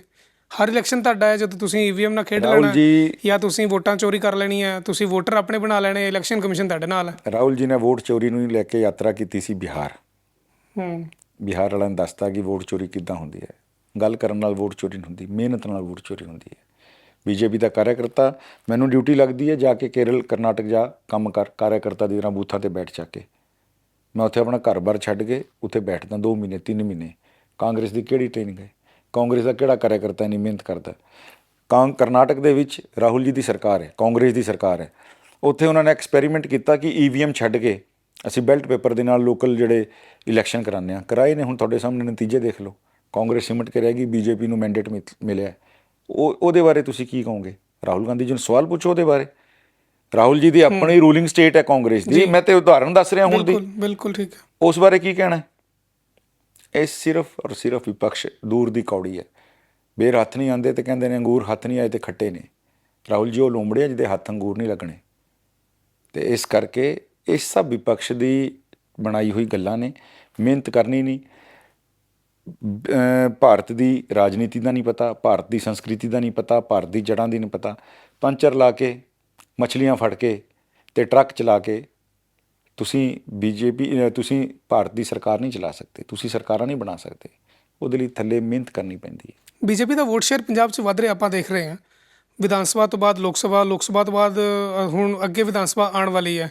ਕੀ ਲੱਗਦਾ ਹੈ ਤੁਸੀਂ ਉਸ ਵੋਟ ਬੈਂਕ ਤੱਕ ਪਹੁੰਚ ਪਾਓਗੇ, ਉਸ ਵੋਟ ਸ਼ੇਅਰ ਤੱਕ ਪਹੁੰਚ ਪਾਓਗੇ ਜਿੱਥੇ ਤੁਸੀਂ ਇਕੱਲੇ ਸਰਕਾਰ ਬਣਾ ਸਕੋ, ਜਾਂ ਤੁਹਾਨੂੰ ਆਪਣੀ ਪੁਰਾਣੀ ਭਾਈਵਾਲ ਪਾਰਟੀ ਦੇ ਨਾਲ ਮਿਲ ਕੇ ਹੱਥ ਮਿਲਾ ਕੇ ਸਰਕਾਰ ਬਣਾਉਣੀ ਪਏਗੀ? ਮੈਂ ਅਕਾਲੀ ਦਲ ਦੀ ਗੱਲ ਕਰ ਰਿਹਾ। ਦੇਖੋ, ਮੈਂ ਇੰਨੀ ਗੱਲ ਸਮਝਦਾ, ਤੁਸੀਂ ਆਪਣੇ ਆਪ ਹੀ ਮੈਨੂੰ ਗੱਲ ਕਹੀ ਹੈ। ਜੋ ਸਾਡਾ ਵਿਧਾਨ ਸਭਾ ਦਾ ਪਿਛਲੀ 'ਚ ਨਤੀਜਾ ਸੀਗਾ, ਉਹ ਤੋਂ ਬਾਅਦ ਹੁਣ ਲੋਕ ਸਭਾ 'ਚ 117 'ਚ ਅਸੀਂ ਲਗਭਗ, ਜਿੱਥੇ ਤੱਕ ਮੈਨੂੰ ਜਾਣਕਾਰੀ, ਅਸੀਂ 25 ਸੀਟਾਂ 'ਚ ਲੀਡ ਕੀਤਾ ਹੈ ਲੋਕ ਸਭਾ 'ਚ। 117 ਵਿਧਾਨ ਸਭਾ ਦੀ ਸੀਟਾਂ ਨੇ, 13 ਲੋਕ ਸਭਾ ਦੀ ਸੀਟਾਂ ਨੇ। ਹੁਣ 117 ਜਿਹੜੀ ਅਗਰ ਅਸੀਂ ਵੰਡੀਏ ਤੇ ਲੋਕ ਸਭਾ ਦੇ ਚੁਣਾਵਾਂ 'ਚ ਅਸੀਂ 25 ਸੀਟਾਂ ਤੇ BJP ਅੱਗੇ ਆਈ ਹੈ, 11 ਤੇ ਦੂਜੇ ਨੰਬਰ ਤੇ ਆਈ ਹੈ, ਜਿੱਥੇ ਤੱਕ ਮੈਨੂੰ ਨੌਲੇਜ ਹੈ ਪੰਜਾਬ ਬਾਰੇ। ਸ਼ਾਇਦ ਮੈਂ ਗਲਤ ਵੀ ਹੋ ਸਕਦਾ, ਇੱਕ ਅੱਧੀ ਸੀਟ ਅੱਗੇ ਪਿੱਛੇ ਹੋ ਸਕਦੀ ਹੈ, ਪਰ ਇਹ ਆਪਣੇ ਆਪ 'ਚ ਮਿਹਨਤ ਨੂੰ ਦੱਸਣ ਵਾਲੇ ਆંકੜੇ ਨੇ। ਔਰ ਜਿਸ ਪ੍ਰਕਾਰ ਲੋਕਾਂ ਦਾ ਰੁਝਾਨ ਹੋ ਰਿਹਾ ਹੈ ਨਰਿੰਦਰ ਮੋਦੀ ਜੀ ਦੀ ਨੀਤੀਆਂ ਵੱਲ, ਲੋਕਾਂ ਨੂੰ ਲੱਗਦਾ ਯਾਰ ਸੈਂਟਰ ਨਾਲ ਚੱਲਣਾ ਚਾਹੀਦਾ ਹੈ। ਜਿੱਦਾਂ ਮੈਂ ਤੁਹਾਨੂੰ ਦੱਸਿਆ, ਹਰਿਆਣੇ ਦੇ ਵੱਲ ਨਾਇਬ ਜੀ ਦੀ ਜਿਹੜੀ ਹਲੀਮੀਅਤ ਹੈ, ਨਾਇਬ ਜੀ ਦੀ ਜਿਹੜੀ ਵਿਕਾਸ ਦੀ ਗੱਲਾਂ ਨੇ, ਉਹਨੂੰ ਦੇਖ ਕੇ, ਜਾਂ ਉਰੇ ਦਾ ਸਾਡਾ ਕਾਰਿਆਕਰਤਾ ਮਿਹਨਤ ਕਰ ਰਿਹਾ ਹੈ, ਉਰੇ ਦੀ ਟੀਮ ਲੱਗੀ ਹੋਈ ਹੈ, ਉਰੇ ਦੇ ਲੋਕਾਂ ਦਾ ਮਨ ਹੈ, ਮੈਨੂੰ ਲੱਗਦਾ ਹੈ ਅਸੀਂ ਉਸ ਨਤੀਜੇ ਤੱਕ ਪਹੁੰਚਾਂਗੇ ਕਿ BJP ਸਰਕਾਰ ਬਣਾਊਗੀ ਜਾਂ ਸਰਕਾਰ ਬਣਾਉਣ ਦੀ ਭੂਮਿਕਾ 'ਚ ਸਭ ਤੋਂ ਵੱਡਾ ਰੋਲ ਨਿਭਾਊਗੀ। ਇਕੱਲੀ ਬਣਾਊਗੀ ਜਾਂ ਕਿਸੇ ਦੇ ਨਾਲ ਰਲ ਕੇ ਬਣਾਊਗੀ? ਮੈਨੇ ਕੀ ਕਿਹਾ? ਦੇਖੋ, ਮੈਂ ਤੇ ਕਾਰਿਆਕਰਤਾ ਦੇ ਨਾਤੇ ਕਹਾਂ ਕਿ ਇਕੱਲੀ ਬਣਾਉਣੀ ਚਾਹੀਦੀ ਹੈ, ਪਰ ਮੈਂ ਰਿਐਲਿਟੀ ਦੇਖਦੇ ਹੋਏ ਮੈਂ ਜ਼ਰੂਰ ਗੱਲ ਕਹਾਂਗਾ, ਇਕੱਲੀ ਵੀ ਬਣਾ ਸਕਦੀ ਹੈ ਜਾਂ ਸਰਕਾਰ ਬਣਾਉਣ ਦੀ ਸਭ ਤੋਂ ਵੱਡੀ ਚਾਬੀ ਭਾਰਤੀ ਜਨਤਾ ਪਾਰਟੀ ਦੇ ਹੱਥ 'ਚ। ਉਹ ਫਿਰ ਬਾਅਦ 'ਚ ਹਾਂਜੀ ਸਰ, ਪੋਸਟ ਪੋਲ ਅਲਾਈਅੰਸ ਜਾਂ ਪ੍ਰੀ ਪੋਲ ਅਲਾਈਅੰਸ, ਇਹ ਚੀਜ਼ ਕਲੀਅਰ ਹੋਣੀ ਬਹੁਤ ਜ਼ਰੂਰੀ ਹੈ। ਇਹ ਹਾਈ ਕਮਾਂਡ ਨੇ ਡਿਸਾਈਡ ਕਰਨਾ ਹੈ। ਉਹ ਨਿੱਜੀ ਰਾਏ ਕੀ ਹੈ? ਨਿੱਜੀ ਰਾਏ ਦੀ ਤਾਂ ਖੁੱਲ੍ਹ ਹੈਗੀ ਨਾ। ਨਿੱਜੀ ਰਾਏ ਮੈਂ ਉਹੀ ਕਹਿਣ ਲੱਗਿਆ। ਦੇਖੋ, ਮੈਨੂੰ ਜੋ ਲੱਗਦਾ ਹੈ, ਜੋ ਕਾਰਿਆਕਰਤਾ ਹੈ ਪਾਰਟੀ ਦੇ ਕਾਰਿਆਕਰਤਾ 4 ਸਾਲ ਤੋਂ ਜੋ ਮਿਹਨਤ ਕਰ ਰਹੇ ਹੈ, ਪਹਿਲਾਂ ਇੱਕ ਵਾਰ ਉਹਨਾਂ ਦੇ ਹਲਕਿਆਂ ਦੀ ਸਥਿਤੀ ਦੇਖ ਕੇ, ਪੰਜਾਬ 'ਚ 117 ਹਲਕੇ ਨੇ ਸਾਡੇ। ਕਈ ਵਾਰ ਹੁੰਦਾ ਕੀ ਹੈ, ਅਸੀਂ ਗਠਬੰਧਨ ਕਰ ਲਈਏ, ਅੱਧੀ ਸੀਟਾਂ ਦੇ ਉੱਤੇ ਤਾਂ ਸਿੱਧਾ ਸਾਡਾ ਦਾਅਵਾ ਹੀ ਖਤਮ ਹੋ ਜਾਊਗਾ। ਦੇਖੋ, ਅਕਾਲੀ ਦਲ ਨੂੰ ਵੀ ਅਸਲੀਅਤ ਪਤਾ ਹੈ, ਇਕੱਲੇ ਉਹ ਵੀ ਸਰਕਾਰ ਨਹੀਂ ਬਣਾ ਸਕਦੇ। ਉਹ ਵੀ, ਜੇ ਮੈਂ ਰਿਐਲਿਟੀ ਦੀ ਇੱਕ ਗੱਲ ਕਰੀਏ ਤਾਂ ਮੈਨੂੰ ਲੱਗਦਾ ਜੇ ਕੋਈ ਕਾਮਨ ਮਿਨੀਮਮ ਪ੍ਰੋਗਰਾਮ ਟਾਈਪ ਕੋਈ ਬਣਦਾ ਹੈ ਜਾਂ ਕੋਈ ਇੱਕ ਏਜੰਡਾ ਪੰਜਾਬ ਨੂੰ ਅੱਗੇ ਲਿਜਾਣ ਦਾ ਬਣਦਾ ਹੈ। ਦੇਖੋ, ਮੇਰੀ ਨਿੱਜੀ ਰਾਏ ਹੈ, ਮੈਨੂੰ ਇਹ ਲੱਗਦਾ ਕਿ ਹਲੇ ਅਲਾਇੰਸ ਦੀ ਗੱਲ ਕਰਨਾ ਬਹੁਤ ਜਲਦੀ ਹੋਊਗੀ, ਥੋੜ੍ਹੀ ਜਲਦਬਾਜ਼ੀ ਹੋਊਗੀ। ਲੇਕਿਨ ਜੋ ਕਾਰਿਆਕਰਤਾ ਜਿਸ ਤਰੀਕੇ ਨਾਲ ਮਿਹਨਤ ਕਰ ਰਿਹਾ, ਸਰਕਾਰ ਬਣਾਉਣ ਦੀ ਚਾਬੀ BJP ਦੇ ਹੱਥ 'ਚ ਹੋਊਗੀ। ਚਾਬੀ BJP ਦੇ ਹੱਥ 'ਚ ਆਏਗੀ, ਤੁਸੀਂ ਇਹ ਗੱਲ ਨੂੰ ਮੰਨਦੇ ਹੋ? 17 ਤੱਕ ਤੁਸੀਂ ਪਹਿਲੇ ਵੀ 10 ਸਾਲ ਸਰਕਾਰ ਚਲਾਈ ਹੈ ਪੰਜਾਬ ਦੇ ਵਿੱਚ, ਕਿੰਨਾ ਦੇਖਦੇ ਹੋ ਉਹਦੇ ਵਿੱਚ? ਕਾਂਗਰਸ ਵੀ ਬਾਅਦ ਵਿੱਚ ਸਰਕਾਰ ਆਈ, 2 ਮੁੱਖ ਮੰਤਰੀ ਦੇਖੇ ਆਪਾਂ, ਕੈਪਟਨ ਅਮਰਿੰਦਰ ਸਿੰਘ ਹੁਣ ਤੁਹਾਡੇ ਨਾਲ ਨੇ, ਫਿਰ ਚਰਨਜੀਤ ਚੰਨੀ ਦੇਖਿਆ, ਹੁਣ ਆਮ ਆਦਮੀ ਪਾਰਟੀ 4 ਸਾਲ ਤੋਂ ਚੱਲ ਰਹੀ ਹੈ। ਇਹ 10 ਸਾਲ ਦੇ ਵਿੱਚ ਡਿਊਰਿੰਗ ਜਿਹੜੀਆਂ ਸਰਕਾਰਾਂ ਰਹੀਆਂ, ਤੁਸੀਂ ਕਿੱਦਾਂ ਦੇਖਦੇ ਹੋ ਉਹਨਾਂ ਦੇ ਕੰਮ ਨੂੰ ਅਤੇ ਆਪਣੇ ਕੰਮ ਦੇ ਤੁਲਨਾਤਮਕ ਜੇ ਮੈਂ ਕਹਾਂ, ਅਤੇ ਕੀ ਲੱਗਦਾ ਕਿੱਥੇ ਕਿੱਥੇ ਕਮੀਆਂ ਰੱਖੀਆਂ ਨੇ ਸਰਕਾਰਾਂ ਨੇ? ਦੇਖੋ, ਨਿਸ਼ਚਿਤ ਰੂਪ ਤੋਂ ਇੱਕ ਬਹੁਤ ਬੜਾ ਅੰਤਰ ਹੈ। ਜਦ 10 ਸਾਲ ਅਕਾਲੀ ਦਲ ਅਤੇ BJP ਦੀ ਸਰਕਾਰ ਰਹੀ, ਅਸੀਂ ਬਾਰਡਰ ਸਟੇਟ ਹਾਂ, ਰੋਡ ਨੂੰ ਕੰਡੀਸ਼ਨ ਦੇਖ ਕੇ ਲੱਗਦਾ ਸੀਗਾ ਵੀ ਇਹ ਪੰਜਾਬ ਆ ਗਿਆ, ਵਧੀਆ ਸੜਕ ਆ ਗਈ, ਕਿਉਂਕਿ ਉਸ ਟਾਈਮ ਉੱਥੇ ਕਾਂਗਰਸ ਦੀ ਸਰਕਾਰ ਸੀ ਹਰਿਆਣੇ 'ਚ, ਉਹਨਾਂ ਨੇ ਕੋਈ ਕੰਮ ਨਹੀਂ ਕੀਤਾ। ਹੁਣ ਉਲਟਾ ਹੋ ਗਿਆ, ਹੁਣ ਹਰਿਆਣੇ ਦੀ ਰੋਡ ਵਧੀਆ ਹੈ ਅਤੇ ਪੰਜਾਬ ਦੀ ਰੋਡ ਟੁੱਟੀ ਹੋਈ ਆ। ਹੁਣ ਬਾਰਡਰ 'ਤੇ ਜਾ ਕੇ ਰੋਡ ਕੰਡੀਸ਼ਨ ਦੇਖ ਕੇ ਲੱਗਦਾ ਅੱਛਾ ਹੁਣ ਪੰਜਾਬ ਆ ਗਿਆ, ਝਟਕੇ ਵੱਜਣੇ ਸ਼ੁਰੂ ਹੋ ਗਏ। ਬਹੁਤ ਬੜਾ ਅੰਤਰ ਹੈ। ਵਿਕਾਸ ਜੋ ਉਸ ਟਾਈਮ BJP ਅਤੇ ਅਕਾਲੀ ਦਲ ਦੇ ਟਾਈਮ ਹੋ ਗਿਆ, ਉਹ ਵਿਕਾਸ ਨੂੰ 10 ਸਾਲ 'ਚ ਪੰਜਾਬ ਮੈਚ ਨਹੀਂ ਕਰ ਪਾਇਆ। ਇਹ ਮੇਰੀ ਪਰਸਨਲ, ਕਿਉਂਕਿ ਮੈਂ ਦੇਖਦਾ ਖਾਲੀ ਰੋਡ ਨੂੰ ਲੈ ਕੇ ਨਹੀਂ, ਇਨਫਰਾ ਨੂੰ ਲੈ ਕੇ, ਜੋ ਵੱਡੇ ਇੰਸਟੀਚਿਊਟਸ ਉਸ ਟਾਈਮ ਮੋਹਾਲੀ ਨੂੰ ਇੱਕ ਇਹੋ ਜਿਹਾ ਸ਼ਹਿਰ ਕਹਿਣ ਲੱਗੇ ਸੀ ਕਿ ਉਹ ਗੁੜਗਾਵਾਂ ਬਣਨ ਲੱਗਿਆ ਹੈ, ਇੱਧਰ ਦਾ ਗੁੜਗਾਵਾਂ ਬਣਨ ਲੱਗਿਆ ਹੈ। ਲੇਕਿਨ ਅੱਜ ਨਵੇਂ ਇਨਵੈਸਟਮੈਂਟ, ਜਿੱਦਾਂ ਮੈਂ ਤੁਹਾਨੂੰ GST ਦੀ ਗੱਲ ਕਹੀ, ਤੁਸੀਂ ਦੇਖ ਲਓ ਜਦ BJP ਤੇ ਅਕਾਲੀ ਦਲ ਦੀ ਸਰਕਾਰ ਗਈ ਉਸ ਟਾਈਮ GST ਕੀ ਸੀਗੀ ਤੇ ਅੱਜ ਕੀ ਹੈ, ਤੁਹਾਨੂੰ ਆਪਣੇ ਅੰਕੜੇ ਆਪ ਦੱਸਣਗੇ। ਉਰੇ ਤੋਂ ਪਲਾਇਨ ਨਹੀਂ ਕੀਤੀ ਹੈ ਇੰਡਸਟਰੀ, ਉਰੇ ਇੰਡਸਟਰੀਲਿਸਟ ਖੌਫ 'ਚ ਵੀ ਜੀ ਰਿਹਾ, ਆਮ ਆਦਮੀ ਖੌਫ 'ਚ ਜੀ ਰਿਹਾ, ਤੇ ਮੈਨੂੰ ਲੱਗਦਾ ਹੈ ਕਿ ਪੰਜਾਬ 10 ਸਾਲਾਂ 'ਚ ਪਿੱਛੇ ਹੀ ਗਿਆ ਹੈਗਾ।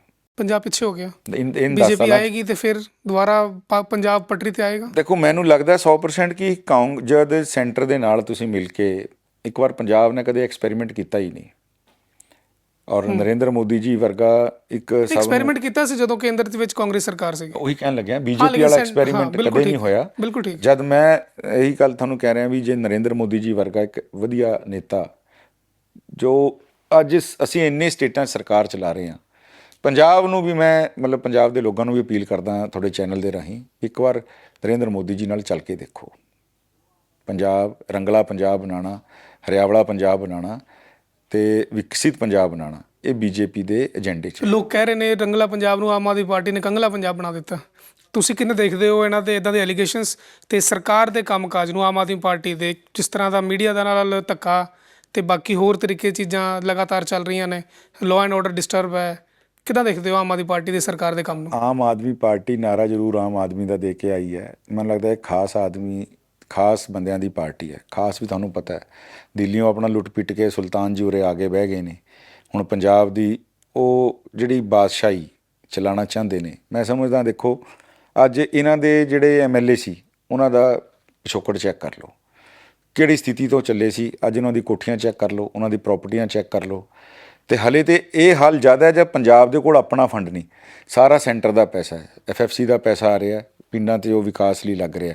ਸੈਂਟਰ ਦੀ ਯੋਜਨਾਵਾਂ ਆ ਰਹੀਆਂ ਨੇ, ਚਾਹੇ ਆਪਣਾ ਘਰ ਬਣਾਉਣ ਦੀ ਸਕੀਮਾਂ ਨੇ, ਚਾਹੇ ਪਾਣੀ ਦਾ ਪਬਲਿਕ ਹੈਲਥ ਦੀ ਸਕੀਮਾਂ ਨੇ। ਸੈਂਟਰ ਦਾ ਮੈਕਸੀਮਮ ਪੈਸਾ ਯੂਟਿਲਾਈਜ਼ ਹੋ ਰਿਹਾ, ਹਾਈਵੇਜ਼ ਬਣ ਰਹੇ ਨੇ। ਇਹਨਾਂ ਦਾ ਆਪਣਾ ਪੈਸਾ ਕਿੰਨਾ ਕੁ ਹੈ? ਔਰ ਉਹ ਤੋਂ ਬਾਅਦ ਜਿਸ ਪ੍ਰਕਾਰ ਤੋਂ ਧੱਕਾ, ਮੈਂ ਸਮਝਦਾ ਪੰਜਾਬ 'ਚ ਹਮੇਸ਼ਾ ਪੋਲੀਟੀਸ਼ੀਅਨਸ ਨੇ ਧੱਕਾ ਕੀਤਾ ਹੈ। BJP ਉਹ ਤੋਂ ਲੱਗ ਰਹੀ ਹੈ ਕਿਉਂਕਿ BJP ਕਦੀ ਸੋਲ ਸਰਕਾਰ 'ਚ ਆਈ ਨਹੀਂ।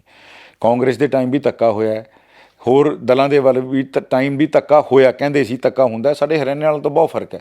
ਲੇਕਿਨ ਆਮ ਆਦਮੀ ਨੇ ਤਾਂ ਜਿਸ ਪ੍ਰਕਾਰ ਦੂਸਰੇ ਦਲਾਂ ਦੇ ਲੋਕ, ਬਲਾਕ ਸਮਿਤੀਆਂ ਦੀ ਹੁਣ ਇਲੈਕਸ਼ਨ ਸੀ, ਜ਼ਿਲ੍ਹਾ ਪਰਿਸ਼ਦ ਦੇ ਇਲੈਕਸ਼ਨ ਸੀ, ਪਰਚਿਆਂ ਤੋਂ ਰੋਕੇ ਗਏ, ਲਿਟਰਲੀ ਪਰਚੇ ਕੱਟੇ ਗਏ। ਜਿਹੜਾ ਦੂਜੇ ਦਲ ਤੋਂ ਚੁਣਾਵ ਲੜਨਾ ਚਾਹੁੰਦਾ ਸੀ ਆਮ ਆਦਮੀ ਦੇ ਖਿਲਾਫ, ਉਹਨਾਂ ਨੂੰ ਪਰਚੇ ਨਹੀਂ ਭਰਨ ਦਿੱਤੇ ਗਏ, ਪਰਚੇ ਕੈਂਸਲ ਹੋਏ ਨੇ ਜਾਂ ਉਹਨਾਂ ਦੇ ਕਾਨੂੰਨੀ ਪਰਚੇ ਹੋਏ ਨੇ। ਪੁਲਿਸ ਦੇ ਵਿੱਚ ਜਾ ਕੇ ਉਹਨਾਂ ਦੇ ਖਿਲਾਫ ਪਰਚੇ ਕੀਤੇ ਗਏ। ਇੱਕ ਧੱਕਾ, ਇੱਕ ਅਲੱਗ ਤਰ੍ਹਾਂ ਦੀ ਧੱਕੇਸ਼ਾਹੀ ਇਸ ਪੰਜਾਬ ਨੇ ਆਮ ਆਦਮੀ ਪਾਰਟੀ ਦੇ ਸਰਕਾਰ 'ਚ ਦੇਖਿਆ। ਹੁਣ ਮੀਡੀਆ ਦੇ ਉੱਤੇ ਸਾਰੇ ਬਲੌਗਰਸ ਨੂੰ ਇਕੱਠਾ ਕਰਕੇ ਧਮਕੀ ਦੇਣੀ, ਪੰਜਾਬ ਕੇਸਰੀ ਐਡੇ ਬੜੇ ਗਰੁੱਪ ਦੇ ਉੱਤੇ, ਜਗਬਾਣੀ ਦੇ ਉੱਤੇ ਖਬਰ ਹੈ, ਤੁਹਾਨੂੰ ਕੋਈ ਖਬਰ ਤੋਂ ਓਬਜੈਕਸ਼ਨ ਹੈ, ਤੁਸੀਂ ਜਾਓ, ਕੋਰਟ ਖੁੱਲੀ ਹੈ। ਤੁਹਾਨੂੰ ਲੱਗਦਾ ਵੀ ਇਹ ਤੱਥਿਆਤਮਕ ਖਬਰ ਨਹੀਂ ਛਾਪੀ, ਜਾਓ ਨਾ ਕੋਰਟ 'ਚ ਲੜਾਈ ਲੜੋ। ਗਰੁੱਪ ਵੀ ਆਪਣੀ ਲੜਾਈ ਲੜੂਗਾ, ਲੇਕਿਨ ਤੁਸੀਂ ਜਾ ਕੇ ਉਹਦੇ ਉੱਤੇ ਬੰਦਿਸ਼ਾਂ ਲਾਉਣੀਆਂ, ਤਾਨਾਸ਼ਾਹੀ ਦਿਖਾਉਣਾ, ਇਹ ਆਪਣੇ ਆਪ 'ਚ ਇਹ ਹੁਣ ਲੋਕਤੰਤਰ ਹੈ। ਅਤੇ ਲੋਕਤੰਤਰ ਦੇ ਨਾਲ ਤਾਂ ਮੈਂ ਸਮਝਦਾ ਪੰਜਾਬ ਕੇਸਰੀ ਤਾਂ ਪਹਿਲਾਂ ਨਹੀਂ ਝੁਕਿਆ। ਐਮਰਜੈਂਸੀ ਦੇ ਟਾਈਮ ਇਹਨਾਂ ਨੇ ਟਰੈਕਟਰ ਚਲਾ ਕੇ ਆਪਣੀ ਪ੍ਰੈਸ ਨੂੰ ਚਲਾਉਣ ਵਾਲੇ ਲੋਕ ਨੇ। ਇਹ ਭਗਵੰਤ ਮਾਨ ਜੀ ਜਾਂ ਕੇਜਰੀਵਾਲ ਜੀ ਦੀ ਧਮਕੀਆਂ ਤੋਂ ਡਰਨ ਵਾਲੇ ਬੰਦੇ ਨਹੀਂ। ਫਿਰ ਜਾ ਕੇ ਉੱਥੇ ਬੀਬੇ ਬਣ ਜਾਂਦੇ ਨੇ ਸਟੇਜਾਂ 'ਤੇ, ਅਸੀਂ ਤਾਂ ਜੀ ਆਮ ਆਦਮੀ ਆ, ਅਸੀਂ ਤਾਂ। ਇਹ ਹੱਥ ਜੋੜਨਾ ਅਤੇ ਇੱਕ ਹੱਥ ਦਾੜੀ ਨੂੰ ਅਤੇ ਇੱਕ ਹੱਥ ਗੋਡਿਆਂ ਨੂੰ, ਇਹ ਕੰਮ ਚੱਲਦਾ ਨਹੀਂ। ਇਹ ਲੋਕਤੰਤਰ ਦੀ ਮਰਿਆਦਾ ਨਹੀਂ। ਹੱਥ 'ਤੇ ਦੋਨੋਂ ਜੋੜੇ ਹੀ ਅੱਛੇ ਲੱਗਦੇ ਨੇ ਅਤੇ ਇਹਨਾਂ ਦੀ ਸੱਚਾਈ ਸਾਹਮਣੇ ਆ ਰਹੀ ਹੈ। ਔਰ ਮੈਂ ਸਮਝਦਾ ਜਦ ਇਹ ਕਫਨ 'ਚ ਆਖਰੀ ਕਿੱਲ ਹੁੰਦੀ ਹੈ, ਜਦ ਤੁਸੀਂ ਮੀਡੀਆ ਨੂੰ ਇਸ ਤਰੀਕੇ ਨਾਲ ਦਬਾਉਣਾ ਸ਼ੁਰੂ ਕਰਦੇ ਹੋ ਨਾ, ਜਾਂ ਮੀਡੀਆ ਨੂੰ ਆਪਣੀ ਜਗੀਰ ਸਮਝਣਾ ਸ਼ੁਰੂ ਕਰਦੇ ਹੋ, ਔਰ ਮੀਡੀਆ 'ਤੇ ਜਦ ਜ਼ੁਲਮ ਕਰਦੇ ਹੋ, ਜ਼ੁਲਮ ਦੀ ਆਖਰੀ ਇੰਤਹਾ ਹੁੰਦੀ ਹੈ। ਤਾਂ ਮੈਨੂੰ ਲੱਗਦਾ ਆਮ ਆਦਮੀ ਪਾਰਟੀ ਦਾ ਜਿਹੜਾ ਸਰਕਾਰ ਦਾ ਨਾ ਆਖਰੀ ਸਮਾਂ ਚੱਲ ਰਿਹਾ। ਤੇ ਆਮ ਆਦਮੀ ਪਾਰਟੀ ਦਾ ਆਖਰੀ ਸਮਾਂ ਹੈ, ਤੁਹਾਨੂੰ ਲੱਗਦਾ ਹੈ ਕਿ ਹੁਣ ਪੰਜਾਬ ਦੀ ਜਨਤਾ BJP ਨੂੰ ਮੌਕਾ ਦੇਣ ਜਾ ਰਹੀ ਹੈ? ਤੇ ਜਿਸ ਤਰੀਕੇ ਨਾਲ ਅਗਰ ਮੈਂ ਗੱਲ ਕਰ ਰਿਹਾ ਕਿ ਤੁਹਾਨੂੰ ਮੌਕਾ ਦੇਣ ਜਾ ਰਹੀ ਹੈ, ਤੁਹਾਨੂੰ ਇੱਦਾਂ ਲੱਗ ਰਿਹਾ, ਤੁਸੀਂ ਗਰਾਊਂਡ 'ਤੇ ਜਾਂਦੇ ਹੋ ਅਤੇ ਪਬਲਿਕ ਦਾ ਕੀ ਰਿਵਿਊ ਤੁਹਾਨੂੰ ਮਿਲਦਾ ਹੈ ਕਿ ਠੀਕ ਹੈ ਹੁਣ ਤੁਸੀਂ ਆ ਰਹੇ ਹੋ, CM ਸਾਹਿਬ ਆ ਰਹੇ ਨੇ, ਨਾਇਬ ਸੈਣੀ 'ਚ ਬਹੁਤ ਆ ਰਹੇ ਨੇ, ਅਸੀਂ ਦੇਖ ਰਹੇ ਹਾਂ ਲੋਕਾਂ ਨਾਲ ਮਿਲਦੇ ਨੇ, ਇੱਕ ਆਲਮੋਸਟ ਹਫਤੇ 'ਚ 3 ਜਾਂ 4 ਵਾਰੀ ਉਹਨਾਂ ਦੇ ਪ੍ਰੋਗਰਾਮ ਪੰਜਾਬ ਦੇ ਵਿੱਚ ਲੱਗਦੇ ਨੇ।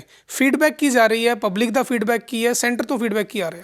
ਦੇਖੋ ਅਸੀਂ ਤਾਂ ਜਿੰਨਾ ਵਿਚਰ ਰਹੇ ਹਾਂ ਜੀ ਪੰਜਾਬ 'ਚ CM ਸਾਹਿਬ ਮੈਨੂੰ ਲੱਗਦਾ ਵੀ ਜਿੱਥੇ ਉਹ ਵਿਚਰ ਕੇ ਜਾਂਦੇ ਨੇ ਲੋਕਾਂ ਦਾ ਪਰਸੈਪਸ਼ਨ ਬਣਦਾ ਹੈ ਕਿ ਯਾਰ ਬੀਜੇਪੀ ਬਹੁਤ ਵਧੀਆ ਹੈ, ਬੀਜੇਪੀ ਦਾ ਸੀਐਮ ਇਹੋ ਜਿਹਾ, ਸਾਡਾ ਵੀ ਇਹੋ ਜਿਹਾ ਸੀਐਮ ਹੋਣਾ ਚਾਹੀਦਾ ਹੈ, ਇੱਕ ਹਲੀਮੀ ਵਾਲਾ, ਮਿਲਣ ਵਾਲਾ, ਇਹੋ ਜਿਹੀ ਸਰਕਾਰ ਹੋਣੀ ਚਾਹੀਦੀ ਹੈ, ਹਰਿਆਣੇ ਦੀ ਡਿਵੈਲਪਮੈਂਟ, ਸੈਂਟਰ ਦੀ ਡਿਵੈਲਪਮੈਂਟ। ਲੇਕਿਨ ਮੈਂ ਉਹ ਤੋਂ ਵੀ ਬੜੀ ਇੱਕ ਗੱਲ ਕਹਿਣਾ, ਤੁਸੀਂ ਤੇ ਮੀਡੀਆ ਚਲਾਉਂਦੇ, ਮਤਲਬ ਮੀਡੀਆ ਦੀ ਤੁਹਾਡੀ ਆਪਣੀ ਇੰਨੀ ਬੜੀ ਅਖਬਾਰ ਹੈ, ਪ੍ਰੈਸ ਹੈ ਅਤੇ ਚੈਨਲ ਹੈ, ਤੁਸੀਂ ਵੀ ਇੱਕ ਵਾਰ ਲੋਕਾਂ ਦੀ ਫੀਡਬੈਕ ਲੈ ਕੇ ਦੇਖੋ, ਤੁਹਾਨੂੰ ਕੀ ਲੱਗਦਾ।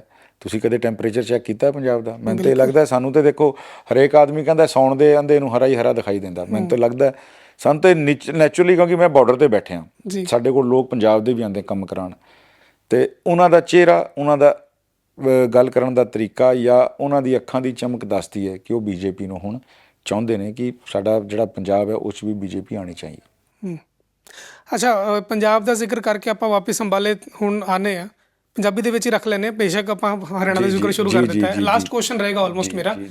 ਨਗਰ ਨਿਗਮ ਚੁਣਾਵ ਦੀ ਘੋਸ਼ਣਾ ਹੋ ਗਈ ਹੋਈ ਹੈ ਅਤੇ ਤੁਹਾਡੀ ਸੀਟ ਜਿਹੜੀ ਅੰਬਾਲਾ ਦੀ ਮੇਅਰ ਦੀ ਸੀਟ ਜੇ ਮੈਂ ਗੱਲ ਕਰਾਂ ਅਤੇ ਉਹ ਰਿਜ਼ਰਵ ਹੈ ਜੀ, ਕਿੱਦਾਂ ਦੇਖਦੇ ਹੋ ਇਲੈਕਸ਼ਨ ਨੂੰ, ਜਾਂ ਅਤੇ ਕੀ ਤਿਆਰੀ ਹੈ ਤੁਹਾਡੀ ਆਪਣੀ? ਜਿੱਦਾਂ ਮੈਂ ਕਿਹਾ ਕਿ ਬੀਜੇਪੀ ਦਾ ਜਿਹੜਾ ਕਾਰਿਆਕਰਤਾ ਹੈ ਉਹ ਜੰਗੀ ਘੋੜਾ ਹੈ, ਦੂਜੇ ਦਲਾਂ ਨੇ ਹੁਣ ਜੰਜੀ ਘੋੜੇ ਬਣਾ ਲਏ, ਉਹ ਤਬੇਲੇ 'ਚ ਆਰਾਮ ਕਰ ਰਹੇ ਨੇ, ਬਰਾਤ ਆਉਂਦੀ ਹੈ, ਨੱਚਦੇ ਨੇ, ਨੱਚਣ ਵਾਲੀ। ਅਸੀਂ ਤਾਂ ਜੰਗੀ ਘੋੜਾ, ਹਰ ਟਾਈਮ ਸਮਰ 'ਚ ਰਹਿੰਦਾ। ਬੀਜੇਪੀ ਆਪਣੇ ਬੰਦੇ ਨੂੰ ਕਦੀ ਖਾਲੀ ਨਹੀਂ ਰੱਖਦੀ। ਹੁਣ ਬਿਹਾਰ ਦਾ ਇਲੈਕਸ਼ਨ ਸੀ, ਉੱਥੇ ਭੇਜਤਾ, ਉਹ ਤੋਂ ਪਹਿਲਾਂ ਦਿੱਲੀ ਦਾ ਇਲੈਕਸ਼ਨ ਸੀ, ਉੱਥੋਂ ਭੇਜਤਾ, ਹੁਣ ਅੱਗੇ ਬੰਗਾਲ ਔਰ ਅਸਾਮ ਦੇ ਉੱਥੇ ਡਿਊਟੀਆਂ ਲੱਗੀਆਂ ਨੇ। ਨਗਰ ਨਿਗਮ ਲਈ ਕਾਰਿਆਕਰਤਾ ਬਿਲਕੁਲ ਤਿਆਰ ਹੈ। ਮੈਨੂੰ ਲੱਗਦਾ ਤਿੰਨੋਂ ਨਗਰ ਨਿਗਮਾਂ ਅਤੇ ਦੋਨੋਂ, ਇੱਕ ਸਾਡੀ ਪਰਿਸ਼ਦ ਹੈ ਅਤੇ 2 ਪਾਲਿਕਾਵਾਂ, 6 ਟੋਟਲ ਇਲੈਕਸ਼ਨ ਨੇ ਹਰਿਆਣੇ 'ਚ, 6 ਦੇ 6 ਬਹੁਮਤ ਨਾਲ, ਚੇਅਰਮੈਨ ਵੀ, ਮੇਅਰ ਵੀ ਅਤੇ MCs ਵੀ।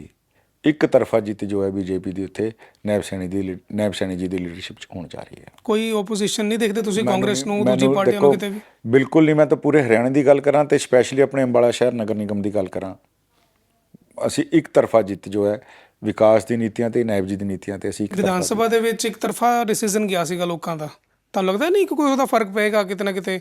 MLAs ਦੂਜੀ ਪਾਰਟੀਆਂ ਦੇ ਨੇ, ਕਾਂਗਰਸ ਦੇ ਨੇ, ਅਤੇ ਜਦੋਂ ਹੁਣ MLA ਉਹਨਾਂ ਦੇ ਨੇ ਅਤੇ ਉਹਨਾਂ ਦਾ ਅਸਰ ਕਿਤੇ ਨਾ ਕਿਤੇ ਰਹੇਗਾ। ਅਤੇ ਉਹ ਕਿੰਨੇ ਕੁ ਲੋਕਾਂ 'ਚ ਘੁੰਮ ਰਹੇ ਨੇ, ਉਹ ਵੀ ਅਸਰ ਲੋਕ ਦੇਖਦੇ ਨੇ ਨਾ। ਅੱਛਾ, ਉਹ ਕਿੰਨਾ ਕੰਮ ਆ ਰਹੇ ਨੇ ਨਜ਼ਰ ਨਹੀਂ ਆਉਂਦੇ। ਉਹ ਲੋਕਾਂ ਨੂੰ ਪੁੱਛਣਾ ਚਾਹੀਦਾ। ਹੁਣ IMT ਦੀ ਗੱਲ ਮੈਂ ਤੁਹਾਡੇ ਨਾਲ ਕਰ ਰਿਹਾ, ਉਹਨਾਂ ਨੂੰ ਪੁੱਛ ਕੇ ਦੇਖ ਲਓ। ਉਹ ਕਹਿੰਦੇ ਨੇ ਮੈਂ ਵਿਧਾਨ ਸਭਾ ਸਵਾਲ ਚੁੱਕਿਆ, ਸਵਾਲ ਚੱਕਣ ਨਾਲ IMT ਬਣ ਜਾਂਦੀ, ਅਤੇ ਉਹ ਤਾਂ ਰੋਜ਼ ਇਹ ਸਵਾਲ ਚੱਕ ਦੇਣਗੇ।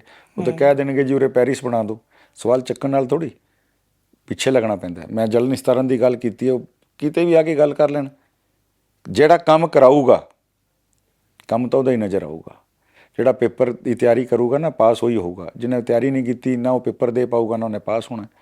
ਇਹ ਤਾਂ ਲੋਕਾਂ ਨੂੰ ਪੁੱਛੋ। ਨਿਰਮਲ ਜੀ ਕਿੰਨਾ ਆਉਂਦੇ ਨੇ, ਉਹ ਮੇਰੇ ਵੱਡੇ ਨੇ, ਬਜ਼ੁਰਗ ਨੇ, ਮੇਰੇ ਤੋਂ ਬਹੁਤ ਵੱਡੇ ਨੇ। ਮੈਂ ਕੋਈ ਉਲਟੀ ਟਿੱਪਣੀ ਨਹੀਂ ਕਰਾਂਗਾ, ਬਟ ਲੋਕਾਂ ਨੂੰ ਪੁੱਛੋ। ਥੈਂਕ ਯੂ ਅਸੀਮ ਜੀ, ਬਹੁਤ ਬਹੁਤ ਧੰਨਵਾਦ, ਸ਼ੁਕਰੀਆ ਤੁਸੀਂ ਸਮਾਂ ਕੱਢਿਆ, ਸਾਡੇ ਨਾਲ ਗੱਲਬਾਤ ਕੀਤੀ। ਅਤੇ ਅਸੀਮ ਗੋਇਲ ਜੀ, ਹਰਿਆਣਾ ਦੇ ਨੂੰ ਲੈ ਕੇ ਜਿੱਦਾਂ ਜਿਸ ਤਰ੍ਹਾਂ ਸਰਕਾਰ ਦੇ 1 ਸਾਲ ਦਾ ਕੰਮ ਹੋਇਆ, ਉਹਦੇ ਉੱਪਰ ਚਰਚਾ ਕੀਤੀ, ਅਤੇ ਨਾਲ ਹੀ ਪੰਜਾਬ ਦੇ ਨੂੰ ਲੈ ਕੇ ਵੀ, ਜਿੱਦਾਂ ਪੰਜਾਬ ਦੇ ਵਿੱਚ ਨਾਇਬ ਸੈਣੀ ਮੁੱਖ ਮੰਤਰੀ ਬਹੁਤ ਜ਼ਿਆਦਾ ਲਗਾਤਾਰ ਸਕਰੀय ਨਜ਼ਰ ਆ ਰਹੇ ਨੇ, ਬੀਜੇਪੀ ਵੀ ਸਕਰੀय ਨਜ਼ਰ ਆ ਰਹੀ ਹੈ, ਉਹਦੇ ਉੱਪਰ ਕਿਸ ਤਰ੍ਹਾਂ ਦਾ ਇਲੈਕਸ਼ਨ ਨੂੰ ਅੱਗੇ ਵਿਧਾਨ ਸਭਾ ਨੂੰ ਲੈ ਕੇ ਤਿਆਰੀ ਚੱਲ ਰਹੀ ਹੈ, ਉਹਦੇ ਉੱਪਰ ਚਰਚਾ ਕੀਤੀ ਹੈ। ਹੁਣ ਦੇਖਦੇ ਹਾਂ ਰਿਜ਼ਲਟ ਜਦੋਂ 1 ਸਾਲ ਬਾਅਦ ਆਉਂਦਾ ਹੈ, ਅਤੇ ਕੀ ਬੀਜੇਪੀ ਨੂੰ ਪੰਜਾਬ ਦੀ ਜਨਤਾ ਇਹਨਾਂ ਦੇ ਉੱਪਰ ਸਿਹਰਾ ਬੰਨ੍ਹਦੀ ਹੈ, ਜਦੋਂ 10 ਸਾਲ ਪਹਿਲੇ ਸਰਕਾਰ ਸੌਂਪੀ, ਕਿ ਦੁਬਾਰਾ ਸਰਕਾਰ ਇਹਨਾਂ ਦੇ ਹੱਥ ਵਿੱਚ ਆਉਂਦੀ ਹੈ, ਚਲਾਉਣ ਦਾ ਮੌਕਾ ਦਿੰਦੀ ਹੈ ਜਾਂ ਨਹੀਂ?